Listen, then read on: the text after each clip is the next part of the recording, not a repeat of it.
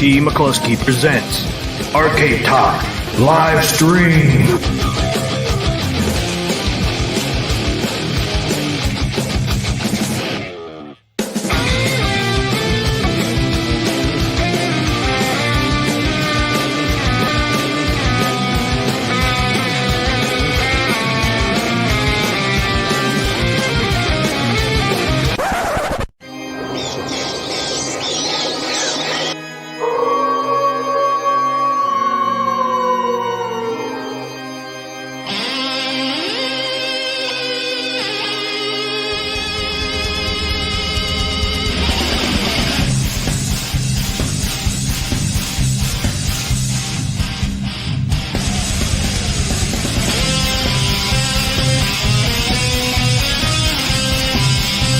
It's time for Carl Game of the Week.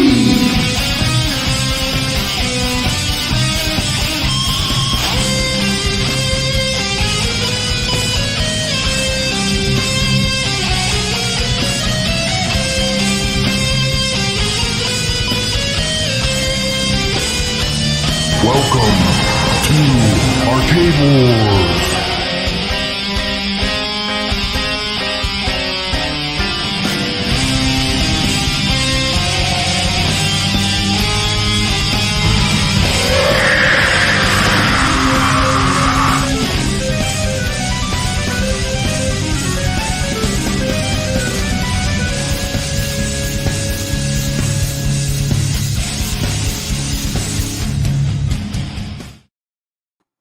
Welcome, everybody.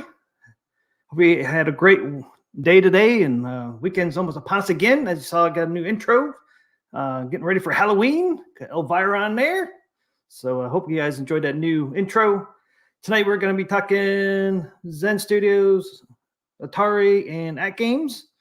See what some updates these guys had this week. Actually, today, really, most of them. So get Papa Brad on here, and let's talk about it. What's going on, Papa Brad? What's happening, T? How you doing, man? What's going on, man? Not too much. I like that new intro. That was awesome.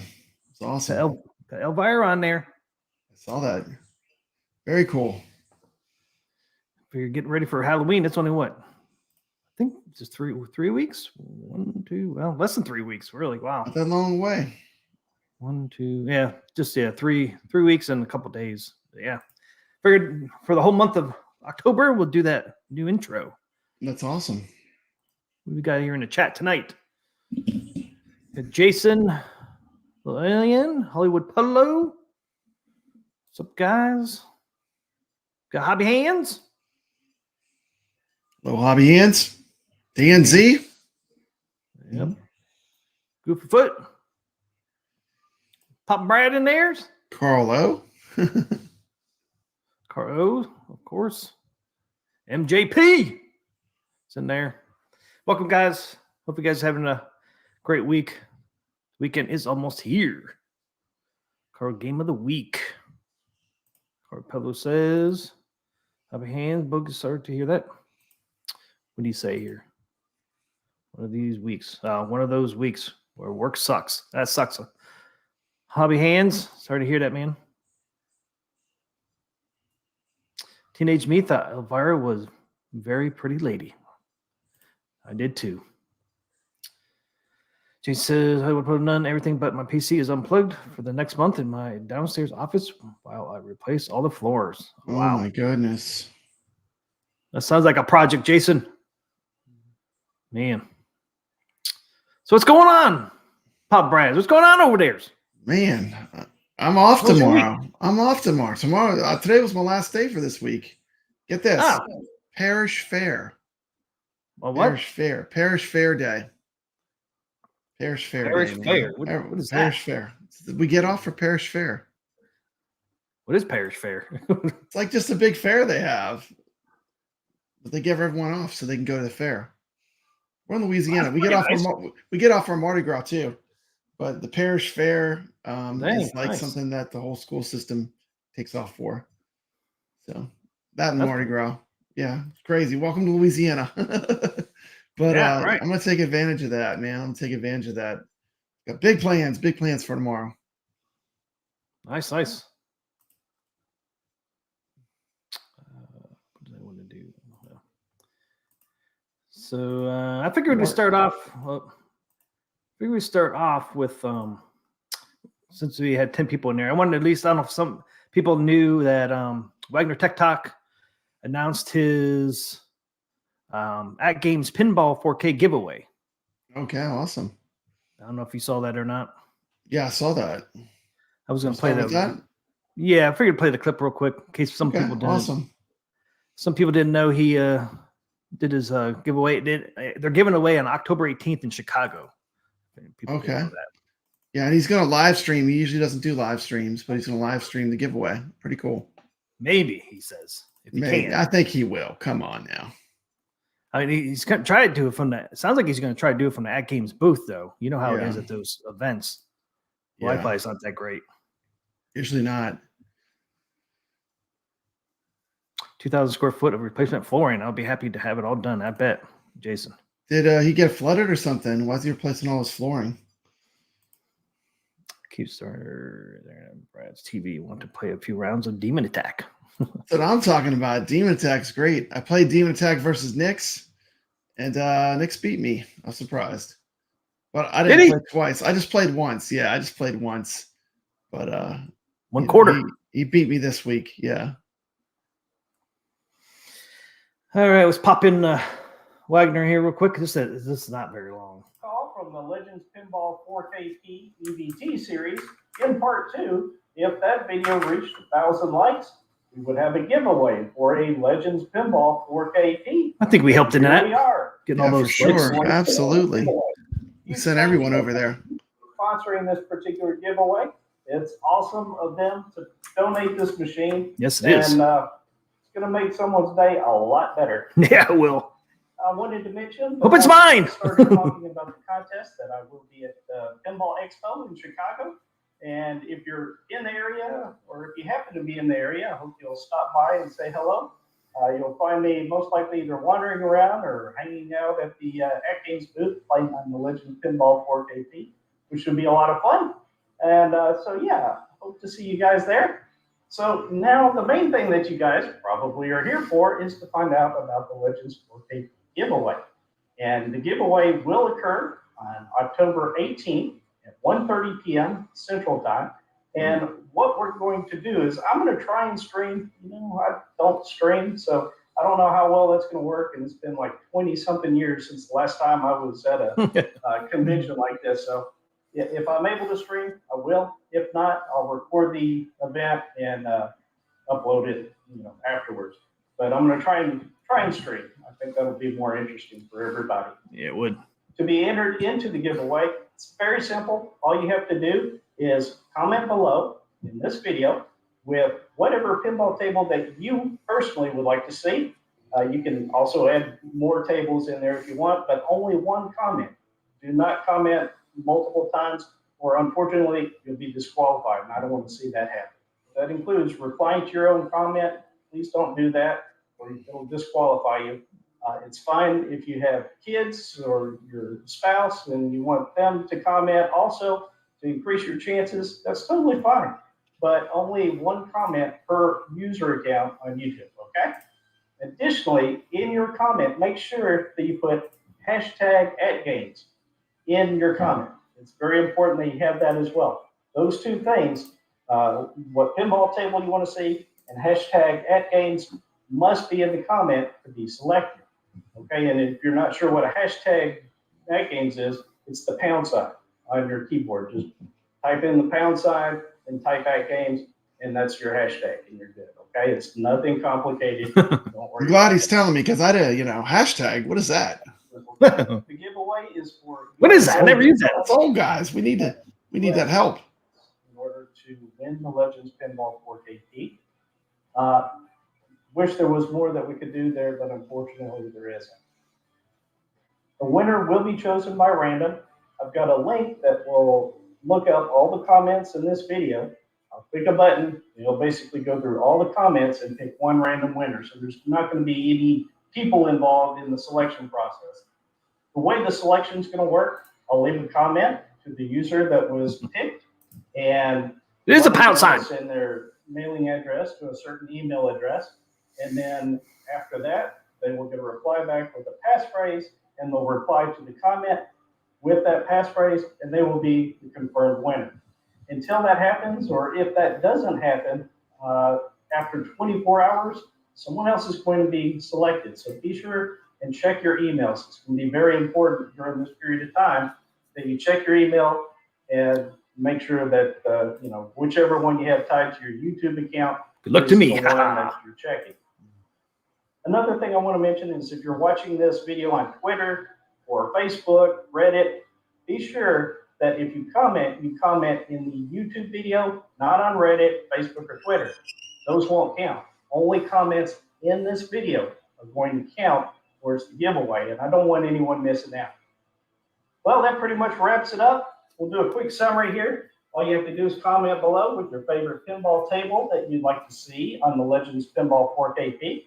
Add hashtag #Atgames. Also, make sure you're a U.S. resident. Those three things are there. You have an entry into this giveaway. And again, it will be picked at random. There will be no people involved. We're going to make sure it's perfectly fair and that everybody has an equal chance of winning. If you happen to be in the Chicago area, I hope you'll stop by the Atgames booth and say hello to me if I'm there, or if you see me walking around, please stop me, say hello, introduce yourself. And with that, I look forward to talking with you again very soon. So there you go. So That's go awesome. over there, go over to Wagner Tech Talk and go to that video, and we should probably put the link in there, huh? Yeah, you can win a 4K pinball. Pretty cool. 4K pinball. The brand new 4K pinball. Oh, it's not going to be the Yes. one. It's not the one they're going to be at Chicago. Could be the one they're using in Chicago. Yeah. Recently, That'd be terrible. for no reason at all. So I'll put the link in here to the video. Hey, you know something cool? I just noticed Jason's icon. Check this out.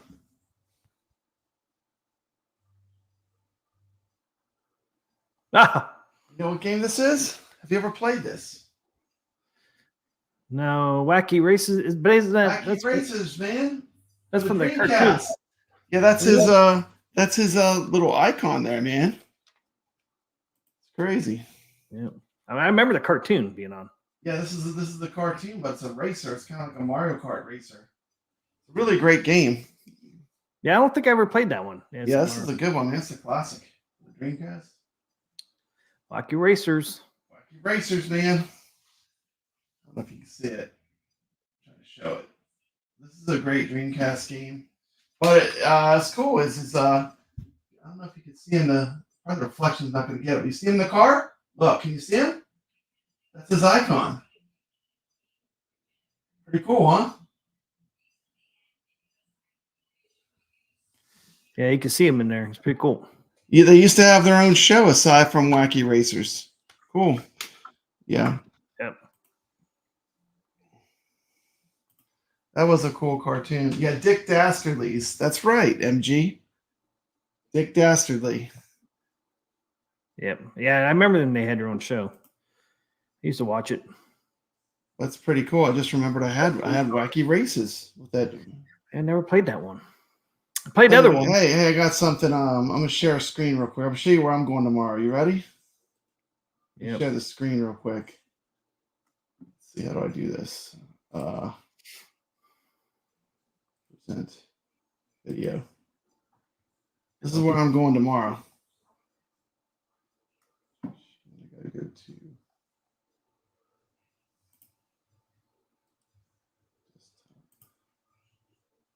You need those.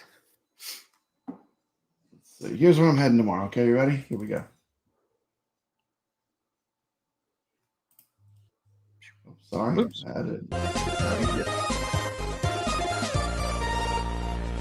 Tomorrow. We're going way backs Yeah. again. Going to Waybacks, man. I'm making a Quick pilgrimage. walkthrough of the Waybacks Arcade. This is from the Arcade Talk show. Do you remember this? Yep. Remember, man, see if they have any of our, you have to film any of our Game of the Week's cabs if they have them. I know. I bet you they will have some of the Game of the Week cabs. Yeah, that'd be kind of cool to see that. See them in the wild. Supermarket-sized arcade. And when did we do? We did this in what, spring? This is like about a year ago, like when we first started. This is like one of our early shows. Isn't that long ago already? Yeah, man. It's been a while. That graffiti. This is a supermarket that is converted into an arcade. I wonder what they're going to have new. Every time I go, they have new stuff, so I can't wait to see what's new. This is where I was introduced to Donkey Me. This is the first place I saw Donkey Me. Oh, this was it.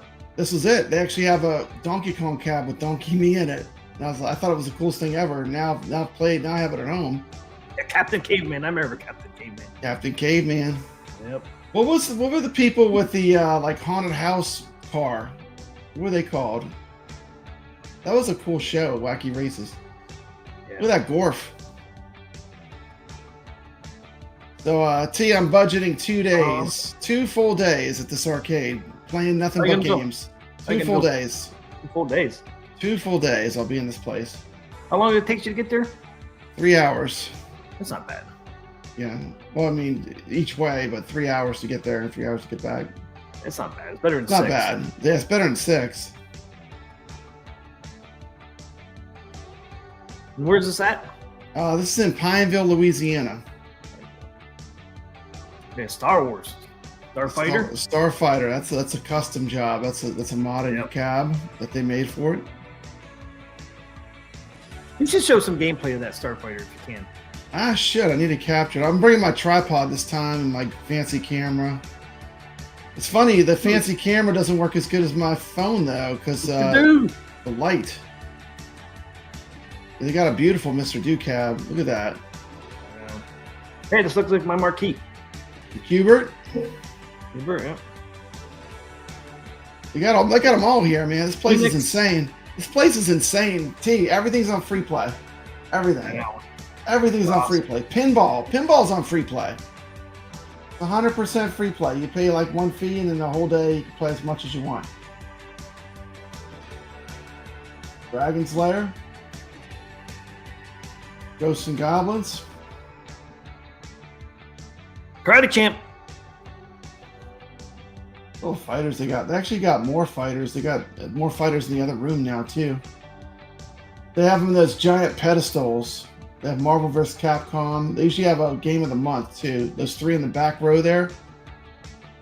They usually set up 3 fighters. Look at Journey. Yep, I remember that.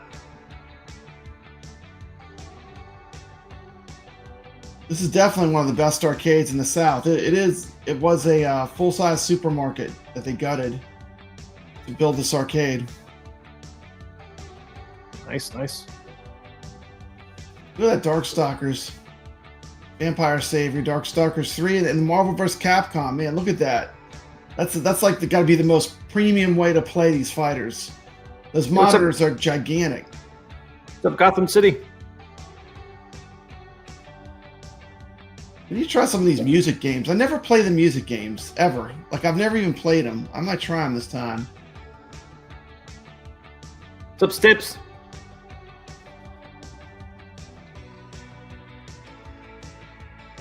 Oh, Steps, thanks for $2. I didn't even see that. Thank you, Steps. Thanks for the super Firepower sticker. is one of my favorite pinballs. There's Back to the Future. There's the original table. Wipeout, that's on Atgames. Teed Off's on Atgames. Place is clean like a mother. Carlo said. Clean, yeah, man. This place is clean. Confidential Mission Environmental Cab. Revolution X, where music is the weapon. Look at Carnival. Carnival's awesome. Wish I had a good way to play it at home. I love Carnival in arcades. There's no good home way. MAME's jacked up. MAME doesn't run it good. This is my basement?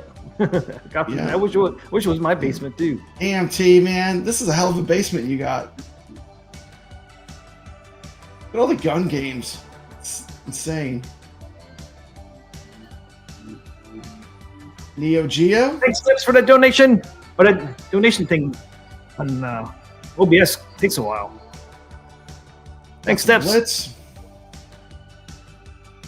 NBA Jam. You get into all the racing cabs. I love this one. Lucky and Wild. You get to drive and shoot. Remember, that was one of the we had that on our show. Yeah, Lucky and Wild. There it is, man. In real world. Arcade Wars. Yep. Arcade Wars. We had Lucky and Wild. That one's nice and clean. Anyway, too. Yeah, like 2 full days. 2 full days. I'll be there. Like to see some. Look at the Spy Hunter, man. This thing's battle worn, but still amazing. I love Spy Hunter. Are they planning on fixing that up some? Because they fixed a lot of their stuff up, don't they? I don't know. Yeah, they haven't restored this one like most of the arcades they do. I'll take it off their hands and restore it. Yeah, you take it off their hands. For Pole good price, position. yeah. Crazy Taxi. Dude, remember we had this game. We had this. See that game? We had that game on the show. Sega Strike Fighter. Look how big it is. Yeah, I know this. Dude, you could never emulate that at home. Look at the size of that monstrosity. It takes up the whole corner of the room. Afterburner there too. Yeah. We got the superhero cabs, Captain America and the Avengers, the Punisher, and of course the 6-player X-Men fully restored. This X-Men is gorgeous when you see it in person. This has been fully restored. It's insane. Look at the art of this Punisher. It's great. How good. I love the way they made it where you could see the art. They didn't sandwich it in on the Punisher. Look at this X-Men is a monster. Look at this thing. And look how deep the control panel is. 6 players, man. This thing is a monster when you see it. It looks like, it's half the size of an automobile. It's like crazy. Yeah, that thing's huge. It's wide and deep. Mm-hmm.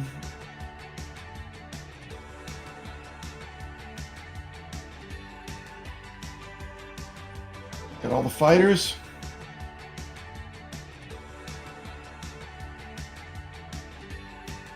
Anyway, that's my plans for tomorrow, T. Nice. And I'm staying at a haunted hotel on top of that, which I always enjoy.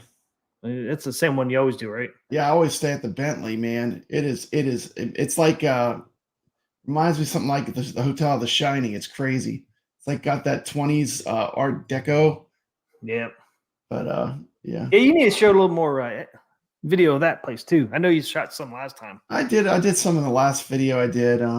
But arcade tours are funny. They never get many views, but I still love doing them. I love having them on my channel. That's how I started, I started as an arcade tour YouTuber.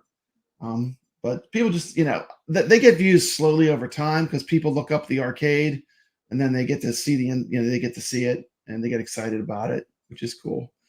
But this time I'm going to play games, man. I'm going to play pinball and games. I'm going to do a little filming, but not too much. But that's what I got last time that for Arcade Talk. That was like one of our early shows when we first started. I don't know if you remember that far back. Well, yeah, I remember it. I didn't think it was that far back. Yeah, it's pretty far back, man. I have to go look and see. It was like maybe our second or third episode, I think. Yeah, I do it because I enjoy it. Absolutely. I mean, I could spend a day just playing pinball. Honestly, I could play pinball for a full day and then play arcades for a full day. Yeah, I can see that. Pinball, it's like, when it's on free play, it's a whole different experience, You really get to learn the table and really enjoy it, whereas like when you're putting in money, it's like $1. Always like if it's regular pinball, I always put in $2 so I get 3 plays. The table I like.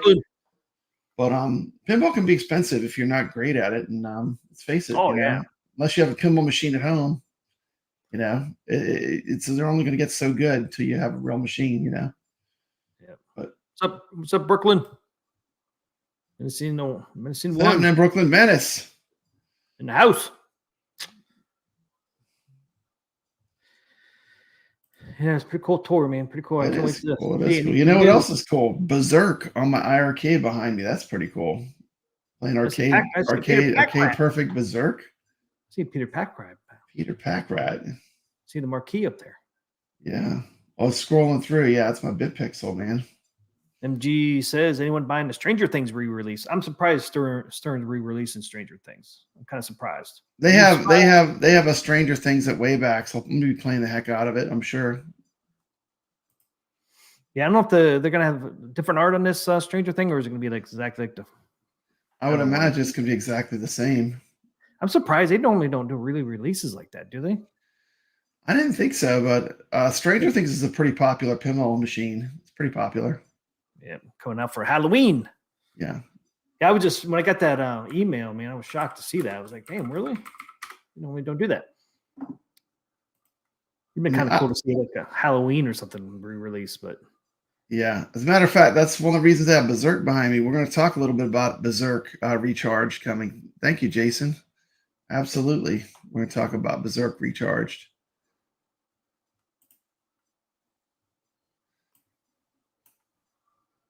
in case anybody hasn't seen it yet, there is a Stranger Thing pinball.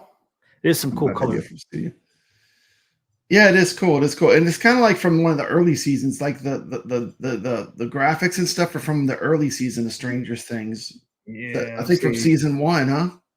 Season 1 or season 2? Season 2. It's got the Demogorgon in it. It depends. Like the first one over here is season 1. Yeah. This one here, 11 has hair, so this would be like season 2, I would say. And then this is season 2, I would say as well. But yeah, but it's early Stranger Things for sure. Definitely, yeah. Season 1 and early in the storyline, you know. This one's definitely season 1. Look how young they all look. Mm-hmm. Look really young, but they all look pretty cool, man. I mean, all three of them. Just the colors they use, the purple and the blue and all that. Yeah, yeah. The limited edition has purple legs. That's pretty damn cool. Yeah, Hobby Hand says if I were going to buy a pin, I would really need something that is timeless. Is Stranger Things timeless? That's the question. No, I don't think so. It's a TV show. Yeah, once it goes away, it'll be gone. Timeless to me is like, Halloween, yeah, Star Wars or Star Trek. Halloween would Star Trek, yeah. Halloween would be a cool one. Indiana Jones. Yep. Creature from the Black Lagoon. Oh, wait a minute. Yeah. Oh my goodness. I'm throwing it out of here already. God, I love Creature, man. Creature from the Black Lagoon is what I want to see him make as like a limited edition. And that I would have to have it. On Wagner's giveaway there, there's at least 3 of us with Creature from Black Lagoon on there. Yeah, awesome. Well, me, you, and somebody else had the Creature on there. It's like, nice, we got 3 on there. It's a challenging pinball in real life. I mean, like it's a good table though. Like it's a good table because it's challenging, and you're not going to instantly you're not instantly going to beat it. To get the Creature to appear, you got to do a bunch of stuff. But it's a great table. It has a long play life because of that. MG says they're all. And it gets easier. You learn the table really well, and I mean, it has this mechanic where it like basically fires the ball right down the middle to start. So like once you figure that out, you're good. But like when you watch someone that's never played it before, they'll fire the ball and it'll go straight down the middle for the first ball. They'll shoot it off, bam, straight to the drain. It's like, but you figure it out quick. Dang it! You're like, dang it! Yeah, that would really make you mad. It's like, damn, that was quick. I know. It's like the first time I played, I didn't understand how. I mean, like I thought that was shocking to me that was the line that it takes, but. It's like, no, what are you doing? Yeah, that one looks pretty cool. I know they have the one that has like the little projection screen with like they have like a little miniature projector in there, and it projects on the little wall thing that drops down with a Demogorgon behind it. It's like there's a little projector inside the pinball machine. It's kind of neat. Let's see if they show it. See if they showed it in here. Do you like the music? Yeah. Magnets. There it is. There's the wall. I really love creating things. And I like taking an idea and a vision and working with a whole team of amazing people and creating something that you've never seen before.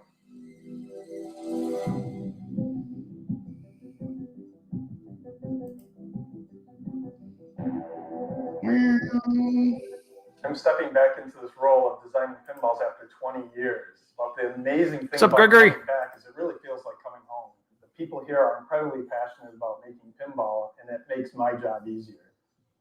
Brian and I have a long history of working together. We both worked at Williams Valley Midway throughout the 90s. And I was always a big fan of him coming back because I loved his games that he did for us back in the old days. He made some of the Back best from games. Mars. Back from Mars. Medieval Yeah. Madness, yeah. The crazy things, when I first heard of the license, I thought, oh my God, I could totally make an awesome game out of that. It has all the elements. It has adventure. It has this weird, creepy, otherworld thing. It has a Demogorgon. Who wouldn't want to kill a freaking Demogorgon, right? It's the perfect license. Shoots right in there, huh? And it's the perfect Yeah, license yeah. for Logic, for themes, for the music. When we started this project, Brian, Lonnie, and myself, we all sat down and we made separate lists of like memorable scenes from the show that we would like to see in the game or somehow incorporate it into a mode.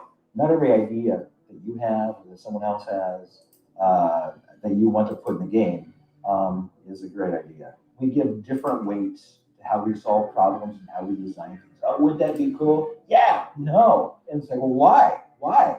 And then you come to some kind of conclusion. Sometimes it gets a little heated, but you want a little of that tension because that's what creates the great game. On paper, you could think you've got the greatest idea in the world and everybody could agree with you. But a lot of times you put it in the game and you start flipping it and you're like, nah, it's missing something. It needs something else. It's always we're all working for the greater good of what the game needs. And the game will always tell you if it's fun or not. One of the aspects of making pinball games, part of the magic, is to identify that new No, there's a thing. screen. This thing has a lot Projector, of- yeah.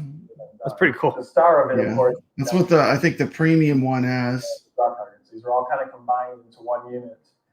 So the Demogorgon is the main toy in the playfield. There's a ramp that comes down, it exposes the Demogorgon, and you battle it. So you shoot balls at it. Eventually, you got to try to get it in its mouth to defeat it. And it's one of the best feelings ever, is getting the ball in his mouth and killing him.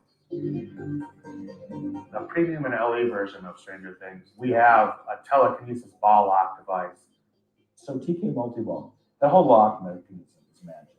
The ball goes up there and it grabs the ball. You're like, whoa, I didn't expect that. I want to see it again. So you shoot the ball up there. This time, not only does it catch the ball, it hangs from the first thing.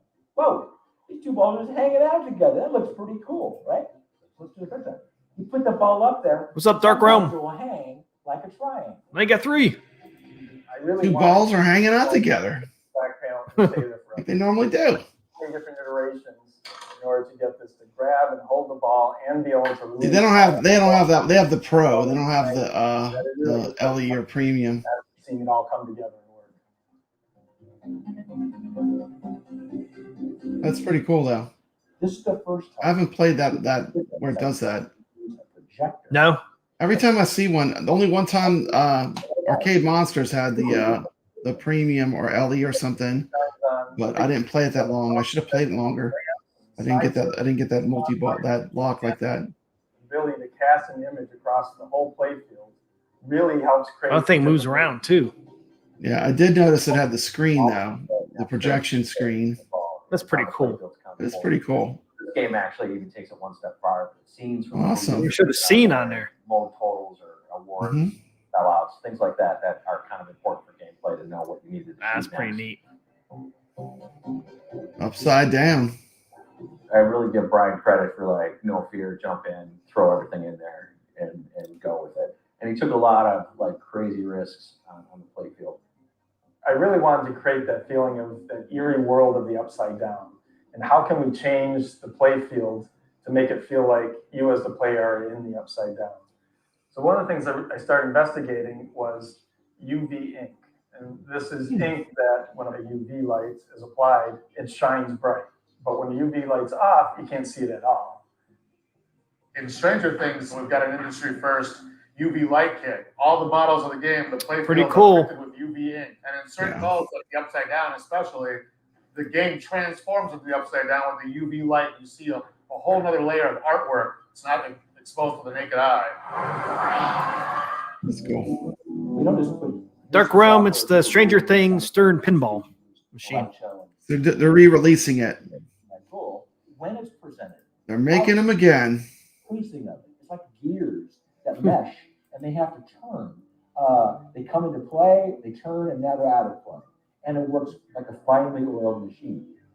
Lonnie's been programming pinball machines. Phone was building, Carlo says. He really puts a lot of attention to detail in the overall presentation, and the games just look beautiful as a result. It could really build if it was cheaper. I know. Yeah. You can always get a pro, but you don't get all these features. You don't get this. You don't get the projection screen. You don't get the magnetic ball lock.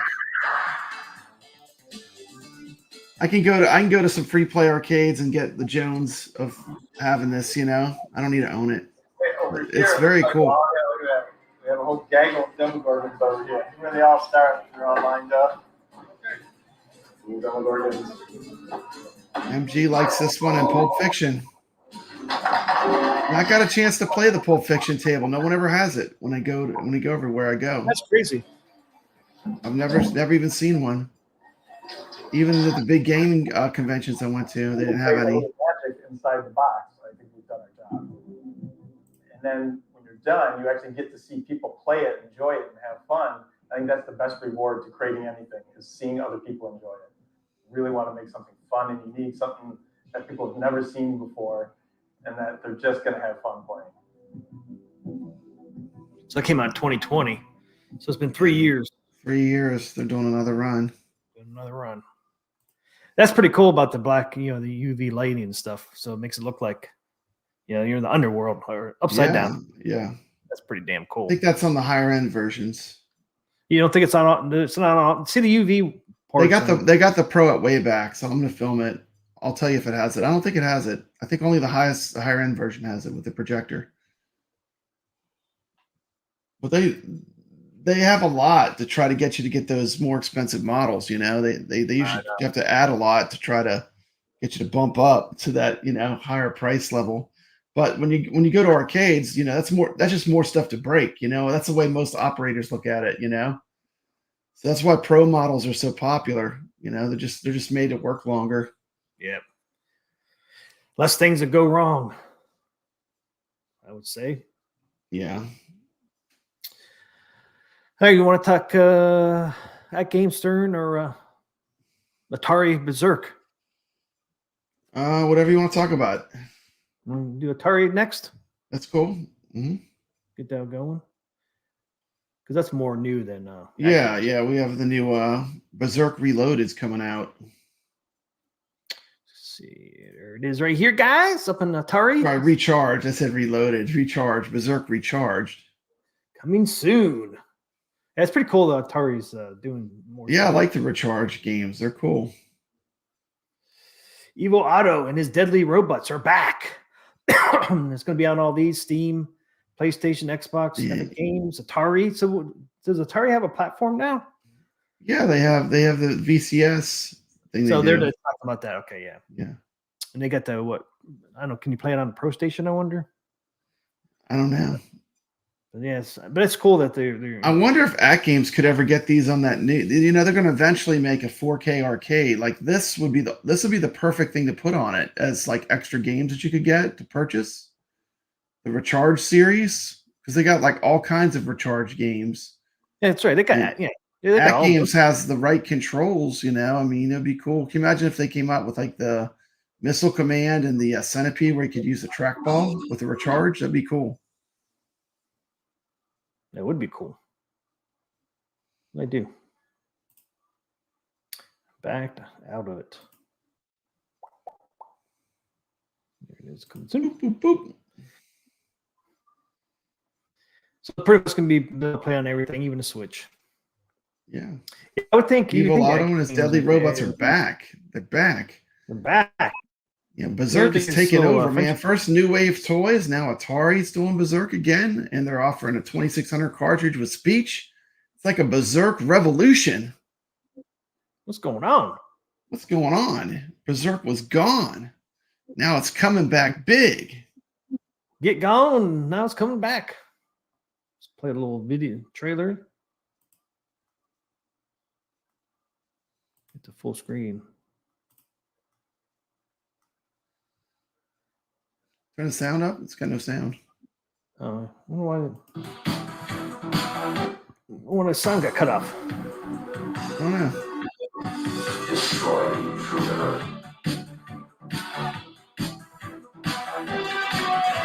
Totally look different looking game. Yeah, it doesn't look as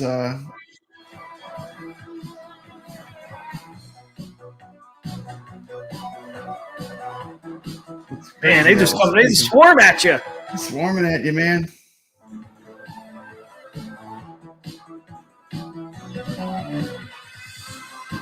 Different than the arcade Berserk. Whenever you shoot, you stop moving. I know. It doesn't look like. It doesn't look like the arcade Berserk because that's one Nah, I of don't the think you mechanics. can move and shoot. Yeah. MG says 4K on the ALU confuses them. Depends on what they do with it. I mean, they certainly could get some indie games on there, or even if you're playing off of Steam or something.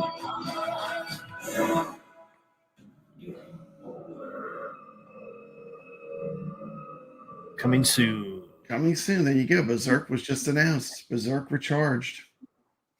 Yeah. Yeah. It sounds like the speech is gonna be totally different too. Yeah. They got the old Atari. The old Atari logo.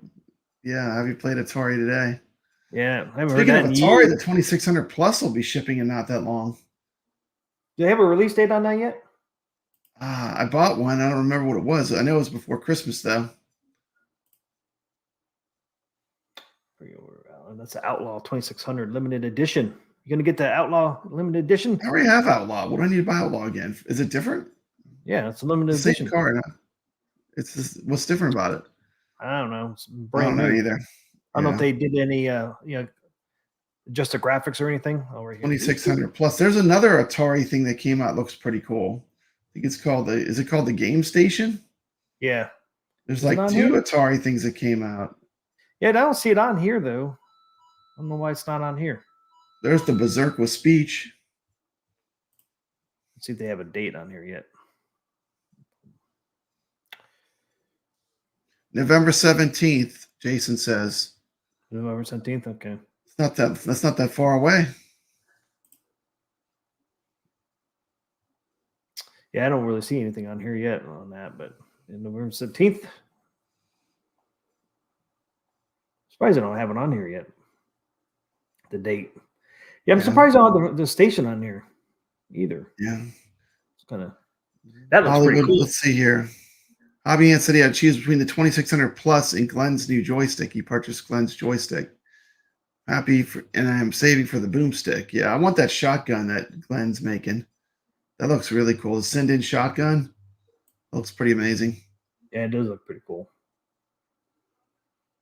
I have Yeah, so many Atari cards. Like I mean, like day one, the day that this was announced, I've ordered it. So I mean, I'm excited to play some 7800 games too. So that's going to be cool. On here on their website, they still have December 2023 on here. And it was currently available for pre-order and will ship in December. So it'd be cool if they get them out early, like November 17th, like Jason said. Was that Jason said that? Gregory asked me, pull up Gregory's comment. I can pull it up actually now. Gregory said, did you sell any more one-up cabs, Papa Brad? Papa Brad has completed his purge. Arcade one-ups are gone. All of They them. get gone. Get gone. They're all gone. I've cleansed my Papa-cade of arcade one-up. They're all gone. Their history. Except for there's only a few. You know what survived the purge? The Defender Partycade. I didn't have the heart to take that one out. And the Star Wars, the modded Star Wars with Star Wars Trilogy, of course. That's not really an arcade one-up anymore. I mean, it's got a PC in it. It's not really an arcade one-up. I mean, it's an arcade one-up shell. That's about all that's arcade one-up. The yoke was made by arcade one-up, but it's very far from being an arcade one-up. That's it. My wife wanted me to keep the Centipede too. That's in the living room. The Tempest cab. Actually, it's the Atari, the Tempest cab. That's 3. Yeah, I guess you could. I mean, if you're going to count the Star Wars, but I don't really count the Star Wars as an arcade one-up anymore. So that's 2. So Jason said Amazon had a different date. And here's the Atari Game Station Pro, $100 on My Arcade. Mm. It's funny you can't buy it on Atari, but I know there's a couple other places you can buy it. I think Carl O found it for $80 somewhere. Yeah, Just I bet you game places like Sam's and stuff might carry something like this for Christmas as like a holiday item because it'd be under $100, you know, probably discounted at big box stores, huh? Gregory said, "Woo! Now you can take a shower and rid yourself of that filth." Yeah, man. You know what? I didn't sell any of my Atgames stuff yet. Okay, yeah. So Carlo found this Costco. game station for $80 at Costco. 80 Yeah, bucks. that's one. What do you think of it, Carlo? Do you have one?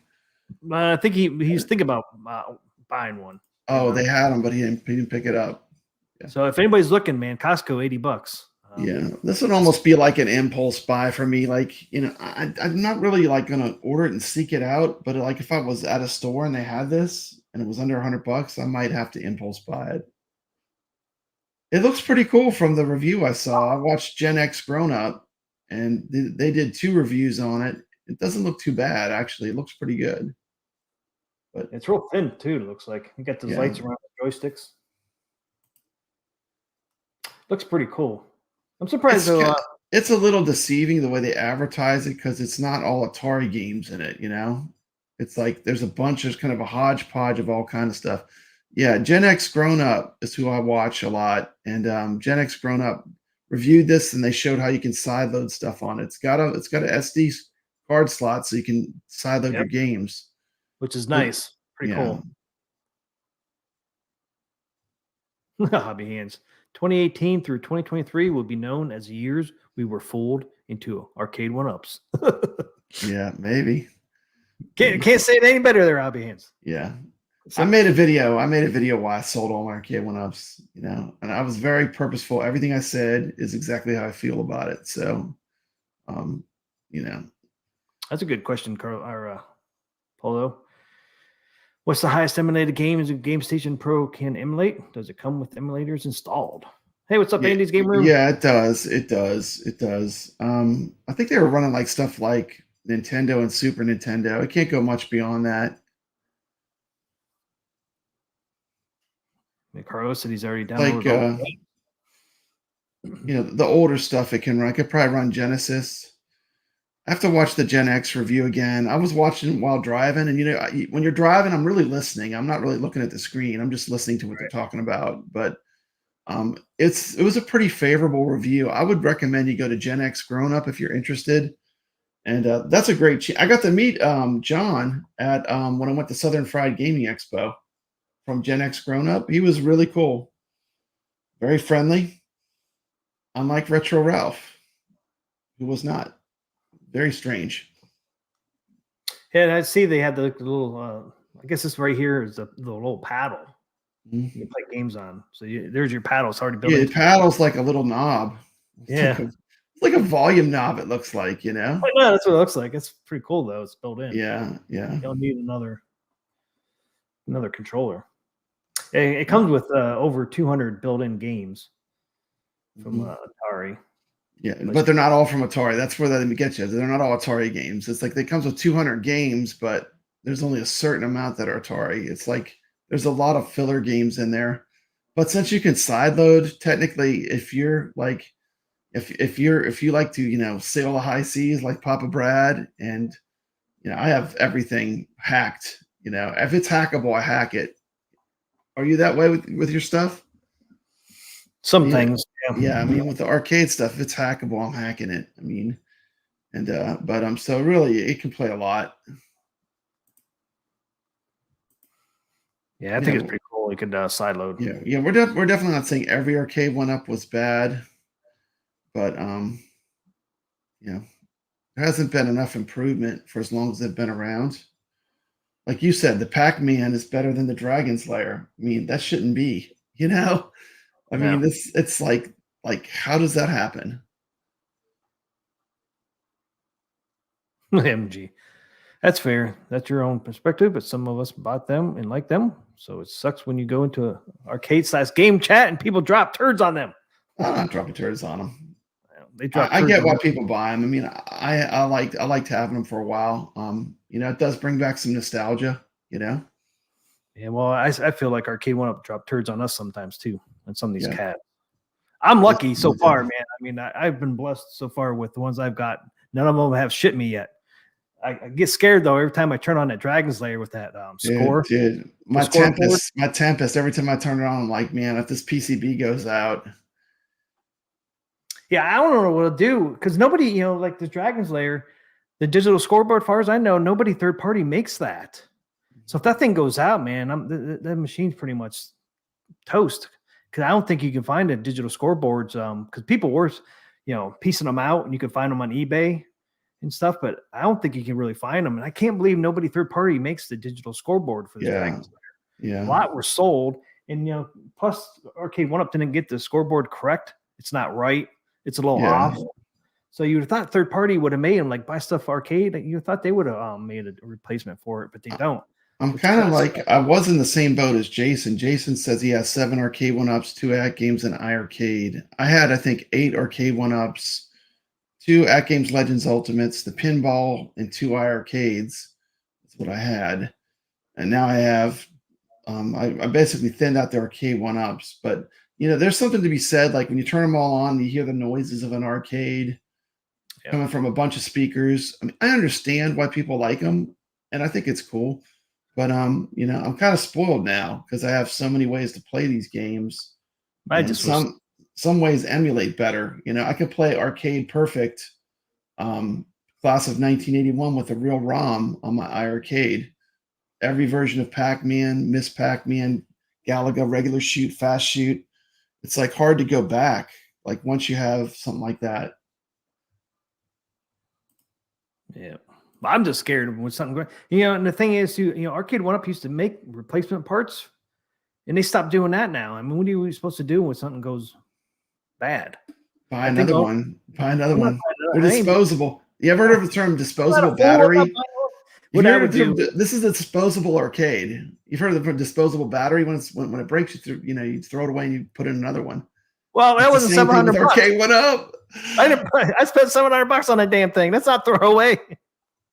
If it was 200, it'd be a throwaway, but not You 7. can't get replacement parts. What are you going to do? I mean, that's bullshit. That sucks that they don't sell them anymore. I mean, I think you can get some things still, but they don't care. Really limited. That was the last straw. They just don't care, and that's from the top.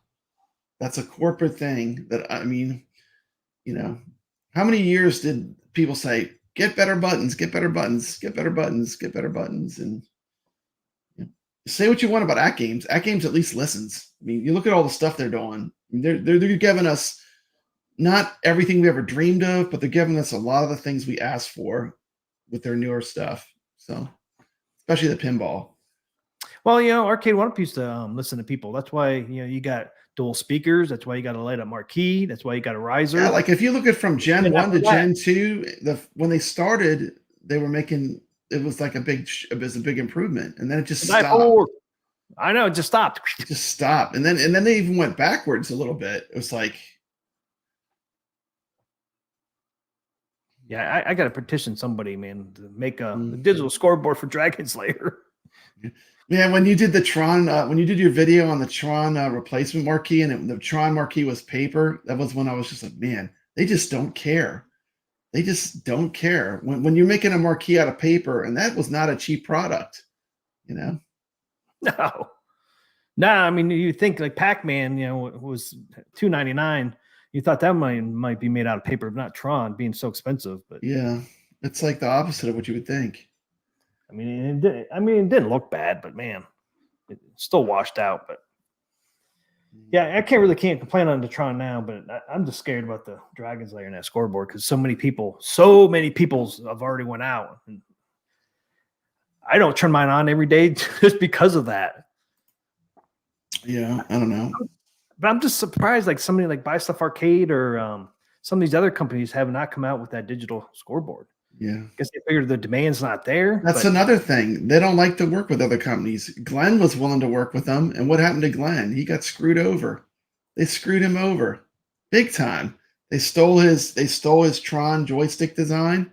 They literally stole it. And then they try to take his Facebook page from him. Unbelievable. I just can't support it. No, me either. But maybe they'll turn it around. I hope that. I hope they make good stuff. I hope they keep trying to improve. Well, I hope they start trying to improve. They got to start first. I give them credit. XL Pac-Man is in that Step in the right direction, yeah. But we'll see. People say the buttons are upgraded and the joystick's upgraded, but still using the same old PCB though. Emulation is not great. Well, they're not using the arcade game. So they're not using the old PCB board because the one legacy I have was a great or emulation. So why did they go away from that emulation? I don't know. I guess they have different people. Each time they do something, a different group does it. It seems like, like when Code Mystics did stuff, they did a good job, but then you never know what you're going to get. Like who did the emulation? Who ported it? You know what I mean? It's like hit and miss. But why do you even emulate it again? You have the PCB from the legacy one. Why don't you just reproduce that one? Unless they couldn't. Unless the license ran out. I don't know. I think that I don't know what the deal is, but like I was playing the Pac-Man Plus, and they took the Coca-Cola can is different on the arcade one up. There's like all kind of stuff that's a little different, like when you play the real ROM. But wow, that's probably a licensing there. Yeah, but you want it to be as authentic as possible. How much could it cost to license? We're talking Pac-Man. This is ancient. Yeah, it's just don't know. But if you have a Coke can or something in there, you're going to another company, man. Yeah. If you ever listen to New Wave Toys, some of these companies like Pepsi and Coke, man, they're kind of finicky about their licensing stuff, huh? Yeah, it's like that Coke can that you can't sell it anywhere else besides here. You can't go overseas. It's a whole new license if you go overseas with that Coke can or Coke product they have. Yeah, it's licensing stuff. And he says money of course too. Multi countries, more expensive license. So it's kind of crazy. Some of these companies, what they do with their license. That's why a lot of people companies come up with a fake something product to put in there.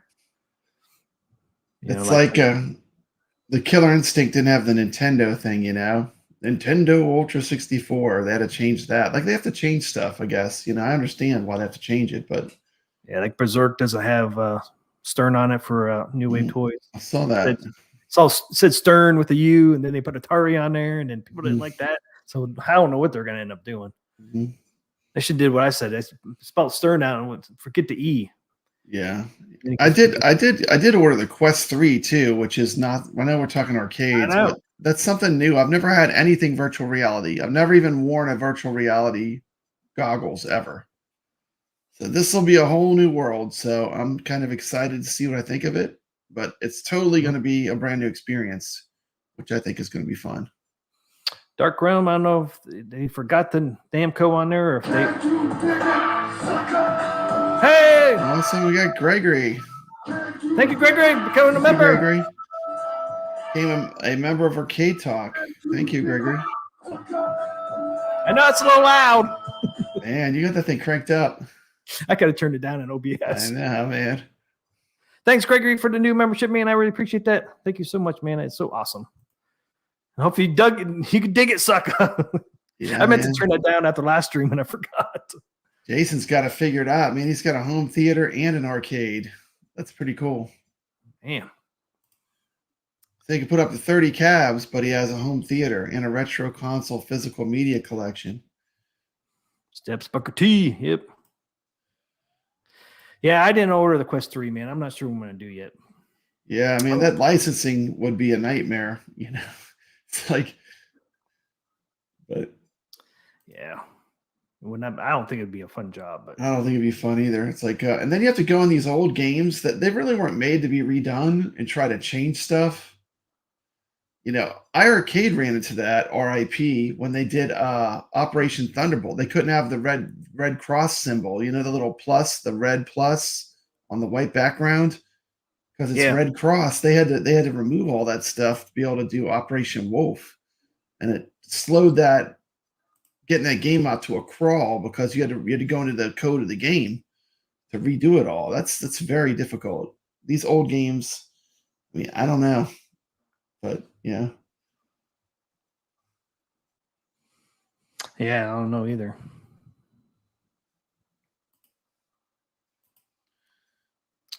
Hey, Bobby, the Dark Force still in here? My favorite game. 55 feet by 20 It's feet. right there. It's like a long corridor. The basement is weird shaped. It's like, wow. So it's like a long corridor. They have some of these houses in New Orleans that are like that. They have a name for that. I forgot what it's called, but it's a special kind of house. But they built them like that. They got a bowling alley down there. I know, it's like a bowling alley. Make a miniature bowling alley with the mic drop. Yeah, I actually have 2 rooms of where I live dedicated to arcade space. So yeah, it's a real nice space, Joseph. Anyone with the basement's really rare over I here. wish I had a big open space like that. That's very cool. Yeah, the one house I used to live in, man, had a huge basement. It was like same size as a house, and there was like no walls in there. It's like, man, Yeah, that would have been good for an arcade. Yeah, I mean, I was just renting it out when I first moved down to Pittsburgh, but it's just like, damn, I was thinking, man, this would be a great place to, finish it because it was so wide open. Yeah, it would have been. You could have put a movie theater down there and an arcade room down there. Dang. You could have put it. It was so big, you could have had it where you came down into the arcade, and then walked into another room where the movie theater was. It would have been a pretty cool setup. But I was just renting a place, and that place had some issues, man. It was built in the 50s, and French drains. Yeah. French drains like collapsed on it. They still had the clay French drains. I was like, yep, I ain't buying this place, man. It'd be expensive. You're talking probably $20,000 to dig up the whole house, man, the whole foundation area, put all new French drains in. That would not be cheap. Dude, Kennywood, that's in Pennsylvania. I've been to Kennywood. Kennywood's amazing. You been to Kennywood Arcade Talk? Yeah, that's I like Kennywood. Kennywood kicks ass. It's in Pittsburgh. Yeah. Yeah. Yeah, they got some cool old rides. Like they're one of the only places that have some of these classic amusement park rides because they kind of kept them up over the years. They didn't let them all fall apart. They just did the upkeep and kept them going, Kennywood used to have a really good arcade. I'm not sure if it's there. I haven't been there in my son's 19. I don't think I've been there for 17 years. Yeah. I went last time I went, he was like 2. And I think they still had the arcade back then.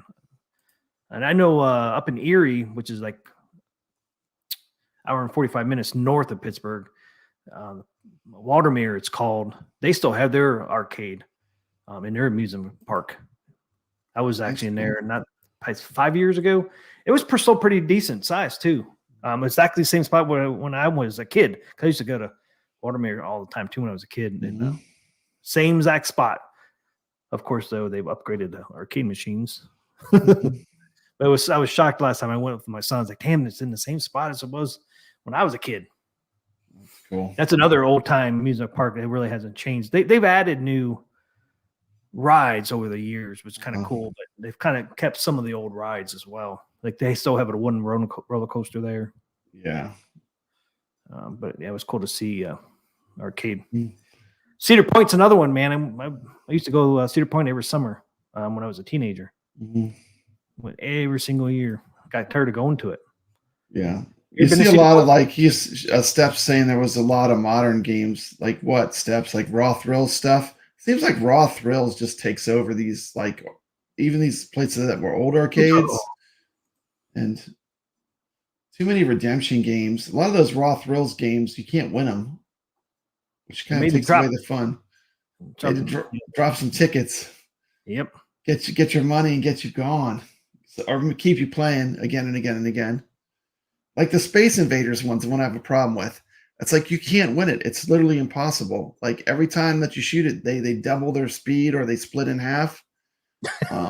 It's like they made it where it was impossible. It's like there's no way, like you can't, like doesn't matter how much skill you got, it just makes it impossible and you lose. It's like that's because of tickets. Ticket games, man.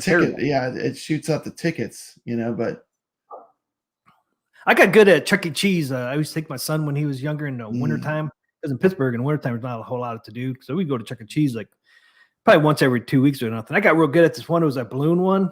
I forget exactly what I had to do, but you had to pop the balloon. You had to be really precise on to get it because you had like That's a cool. really small window, of course, because it's a ticket game. I got really good, man, hitting that the bonus button or whatever it was to get all the most tickets you could, and you pop the balloon.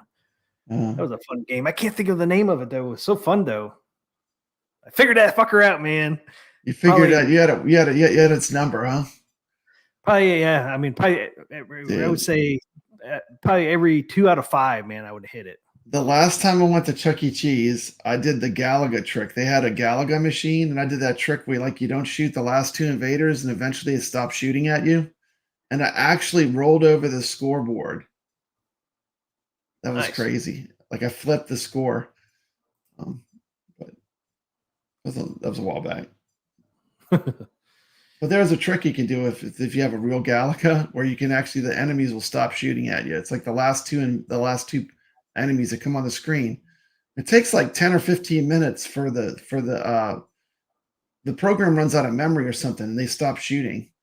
And then you get double ships, and then it's on, man. You just whip the game's ass.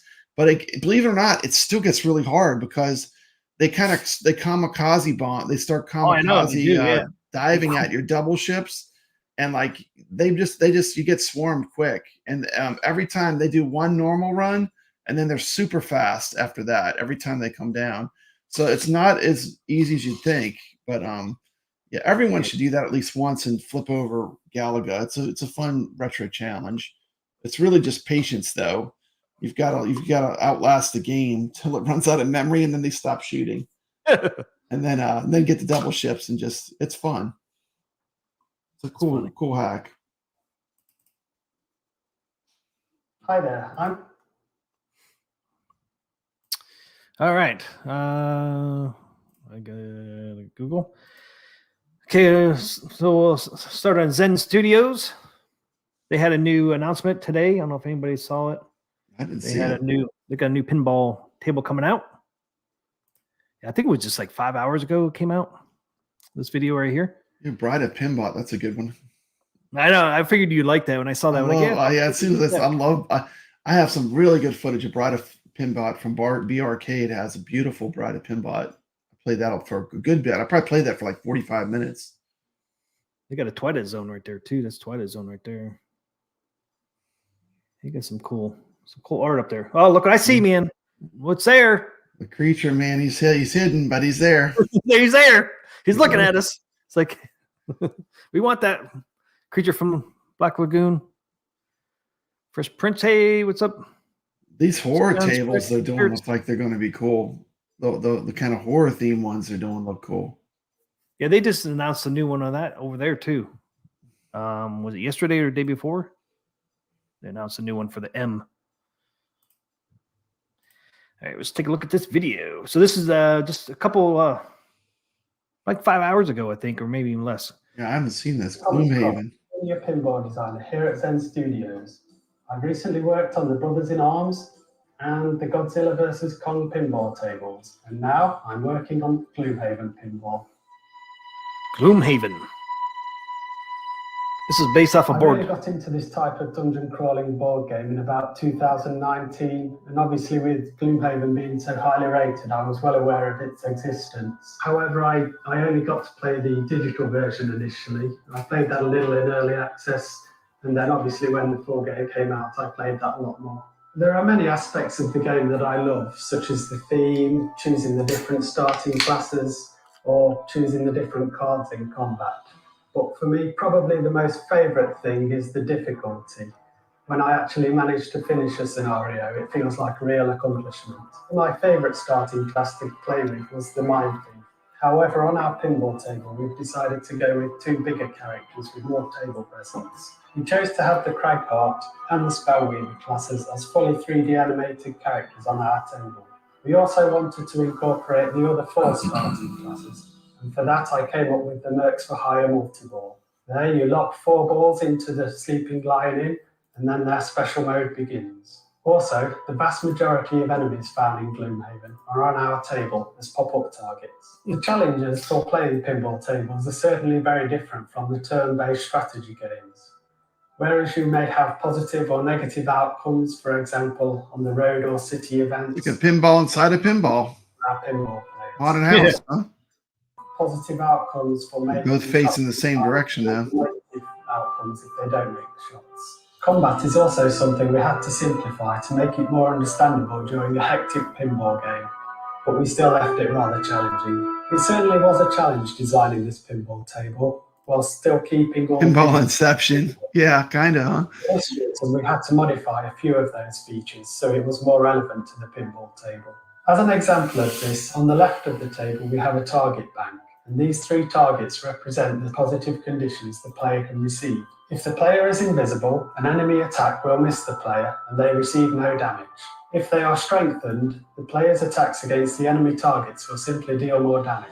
And if they are blessed, the combat countdown will be increased. What's up, Dark? But these are slightly different to the board game's implementation, but we think it feels more intuitive this way on our pinball table.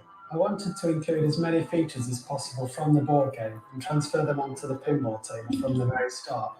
This way it will feel like a real Gloomhaven experience, but in pinball form. The legacy elements were something I definitely wanted to include on the table, and for this we added achievement banners. These get displayed whenever you accomplish something, That's pretty such cool. as completing the wizard mode or What's up, Common selecting a Sense? huge number of users. On the table, there's a mini play field under the main play field, and I wanted to integrate it as much as possible into the gameplay without it feeling separate. Of course, it was easy enough to add this in, but there were lots of things we had to consider to get it feeling just right. We had to tweak the width of the lanes and the ramps and adjust the flipper heights to account for all camera angles. It can be challenging to keep pinball tables fresh with the limited number of elements we use. However, I think it's their integration into the table's theme through the various game modes which helps keep things interesting for the players. On this table, before starting a main scenario, the player can choose one of 2 battle goals to try and accomplish. For example, they could try doing... Well, they're keeping the game elements, huh? A lot of RPG game elements. Something extra to think Yeah. about, rather than just Crazy. defeating enemies. I've been very excited about following the Gloomhaven Grand Festival ever since that pledge train departed. I love painting miniatures for board games, as I really feel it adds to the immersion, and I was very glad to see the Miniatures of Gloomhaven set being released. I really hope you like our fresh take on the world of Gloomhaven, and basically that you enjoy playing the table as much as I enjoyed designing it. Coming soon. Who's winning the game there, Common Sense? So that's Gloomhaven based off a board game. What do you think of that? I think I'd like to play it, check it out for sure. Definitely looks pretty cool. It's pretty cool. And it looks like they really try to keep a lot of the elements of the board game in it. Yeah, it does. You even got every accomplishment, you get like a ribbon on that table. Did you see that part? Yeah. Every time you accomplish, you get a ribbon. It's pretty neat. I mean, some of the things they do over there, man, it's pretty cool. You guys talking about coffee over there, dude? Coffee sounds good right now. Yeah, man. I love coffee. I drink a lot of coffee. I used to, man. I think I told you guys that story, didn't I? No, I was in my 20s. I was drinking. I had a big 32 ounce glass for coffee. Yeah, big 32. I was drinking like 5 or 6 of those a day. Yeah, and one day, man, a lot of coffee. Yeah, one day I got jittery, and I started getting a panic attack. I called my dad up. I was like, I don't know what's wrong with me. I'm thinking I'm having a heart attack or something. I don't know what's going on. Too much caffeine. He's like, how many cups you had today? I said, I only had 5 32-ounce glasses. He's like, holy crap, 5. Like 3. What's that? Like 3 pots of coffee? 3 full pots? How much is that? That's a lot. It was a lot, I guess. My dad's like, no wonder. I was in my early 20s. I just got out of the military at the time, and I drink a lot of coffee. Well, I didn't drink a lot of coffee in the military, but I drank it because I was on a 12-hour shift. So I just drank it to stay up.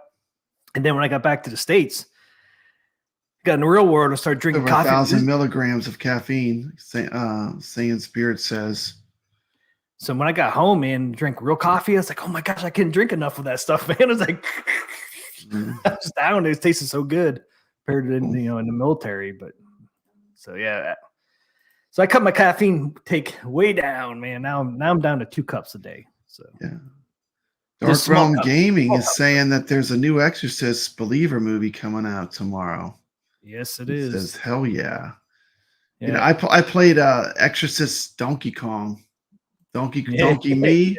That's one of my favorite. That video is bizarre. That has to be the strangest video on Papa Brad's Gaming. If you haven't checked out the Exorcist Donkey Kong video, that video is bizarre. But I learned a lot about the Exorcist. It's really fascinating. I didn't know that much about the movie, and I learned all about the movie. Yeah, well, I mean, I had seen the movie a bunch of times. I've probably seen it like 2 or 3 times at least. And man, that movie does creep the hell out of me, though. It is pretty scary. I guess this new one is supposed to be over the top. Man, it's over the top, and that's why I'm watching. You didn't see the previews for it after the show. You'll have to watch. No, man, the original one was pretty brutal. I mean, it was like, was it 1974? Wait for this one, man. I was not feeling good after I saw the preview. I wasn't feeling good. I didn't know all that stuff about like the demon has a name and stuff. He's a certain demon, and like it was really interesting. And then the movie, there was a lot of bad stuff that happened after the movie to the people that were in the movie and worked on the movie for The Exorcist. It's like a curse, they think. Crazy. Yeah, I wouldn't mess around with that stuff. Yeah. 4K Halloween movies are on sale at BB, by the way. I picked up Lost Boys and Poltergeist. Lost Boys, man, that was a good movie. I'm surprised they've never remade that movie. Lost Boys. God, Poltergeist, man, that was a good one too. Yeah, Poltergeist, yeah. Especially for that scene where there's the lightning and the kid's counting in the lightning, and like he's counting. It's like, oh, you can tell how far the lightning is away, and then all that crazy stuff happens. The stuff with the TV set, like I don't even know if that would translate to like a modern kid, because they don't even know what snow on a TV set is. No, not anymore. That was like a 80s 90s thing, huh? The TV set with the snow. Well, once the CRTs were really want to call them the boob tubes when they disappeared, man, it's no more snow. I was just watching a show yesterday, man, and they still had our old CRT TV. I was shocked.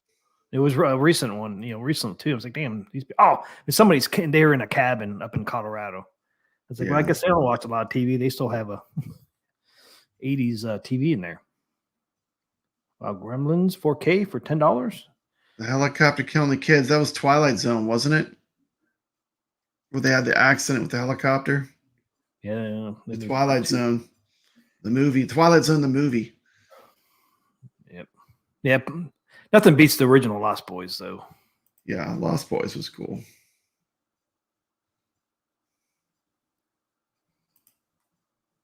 Did you say what that was? With the movie where all the bad stuff happened, like the helicopter killing the kids? Yeah, I think it was Twilight Zone, the movie, huh? What was it?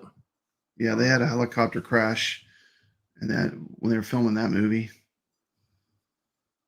Remember that one movie? What's that called? Final Destination. Do you watch any of those? Like the first one? Yeah, I remember those. Those were crazy. Oh man. It's like you're gonna die at a certain time no matter what happens. You can't cheat death. It's an interesting concept. Yep. Trick or treat is 80 cents. I don't know what that is.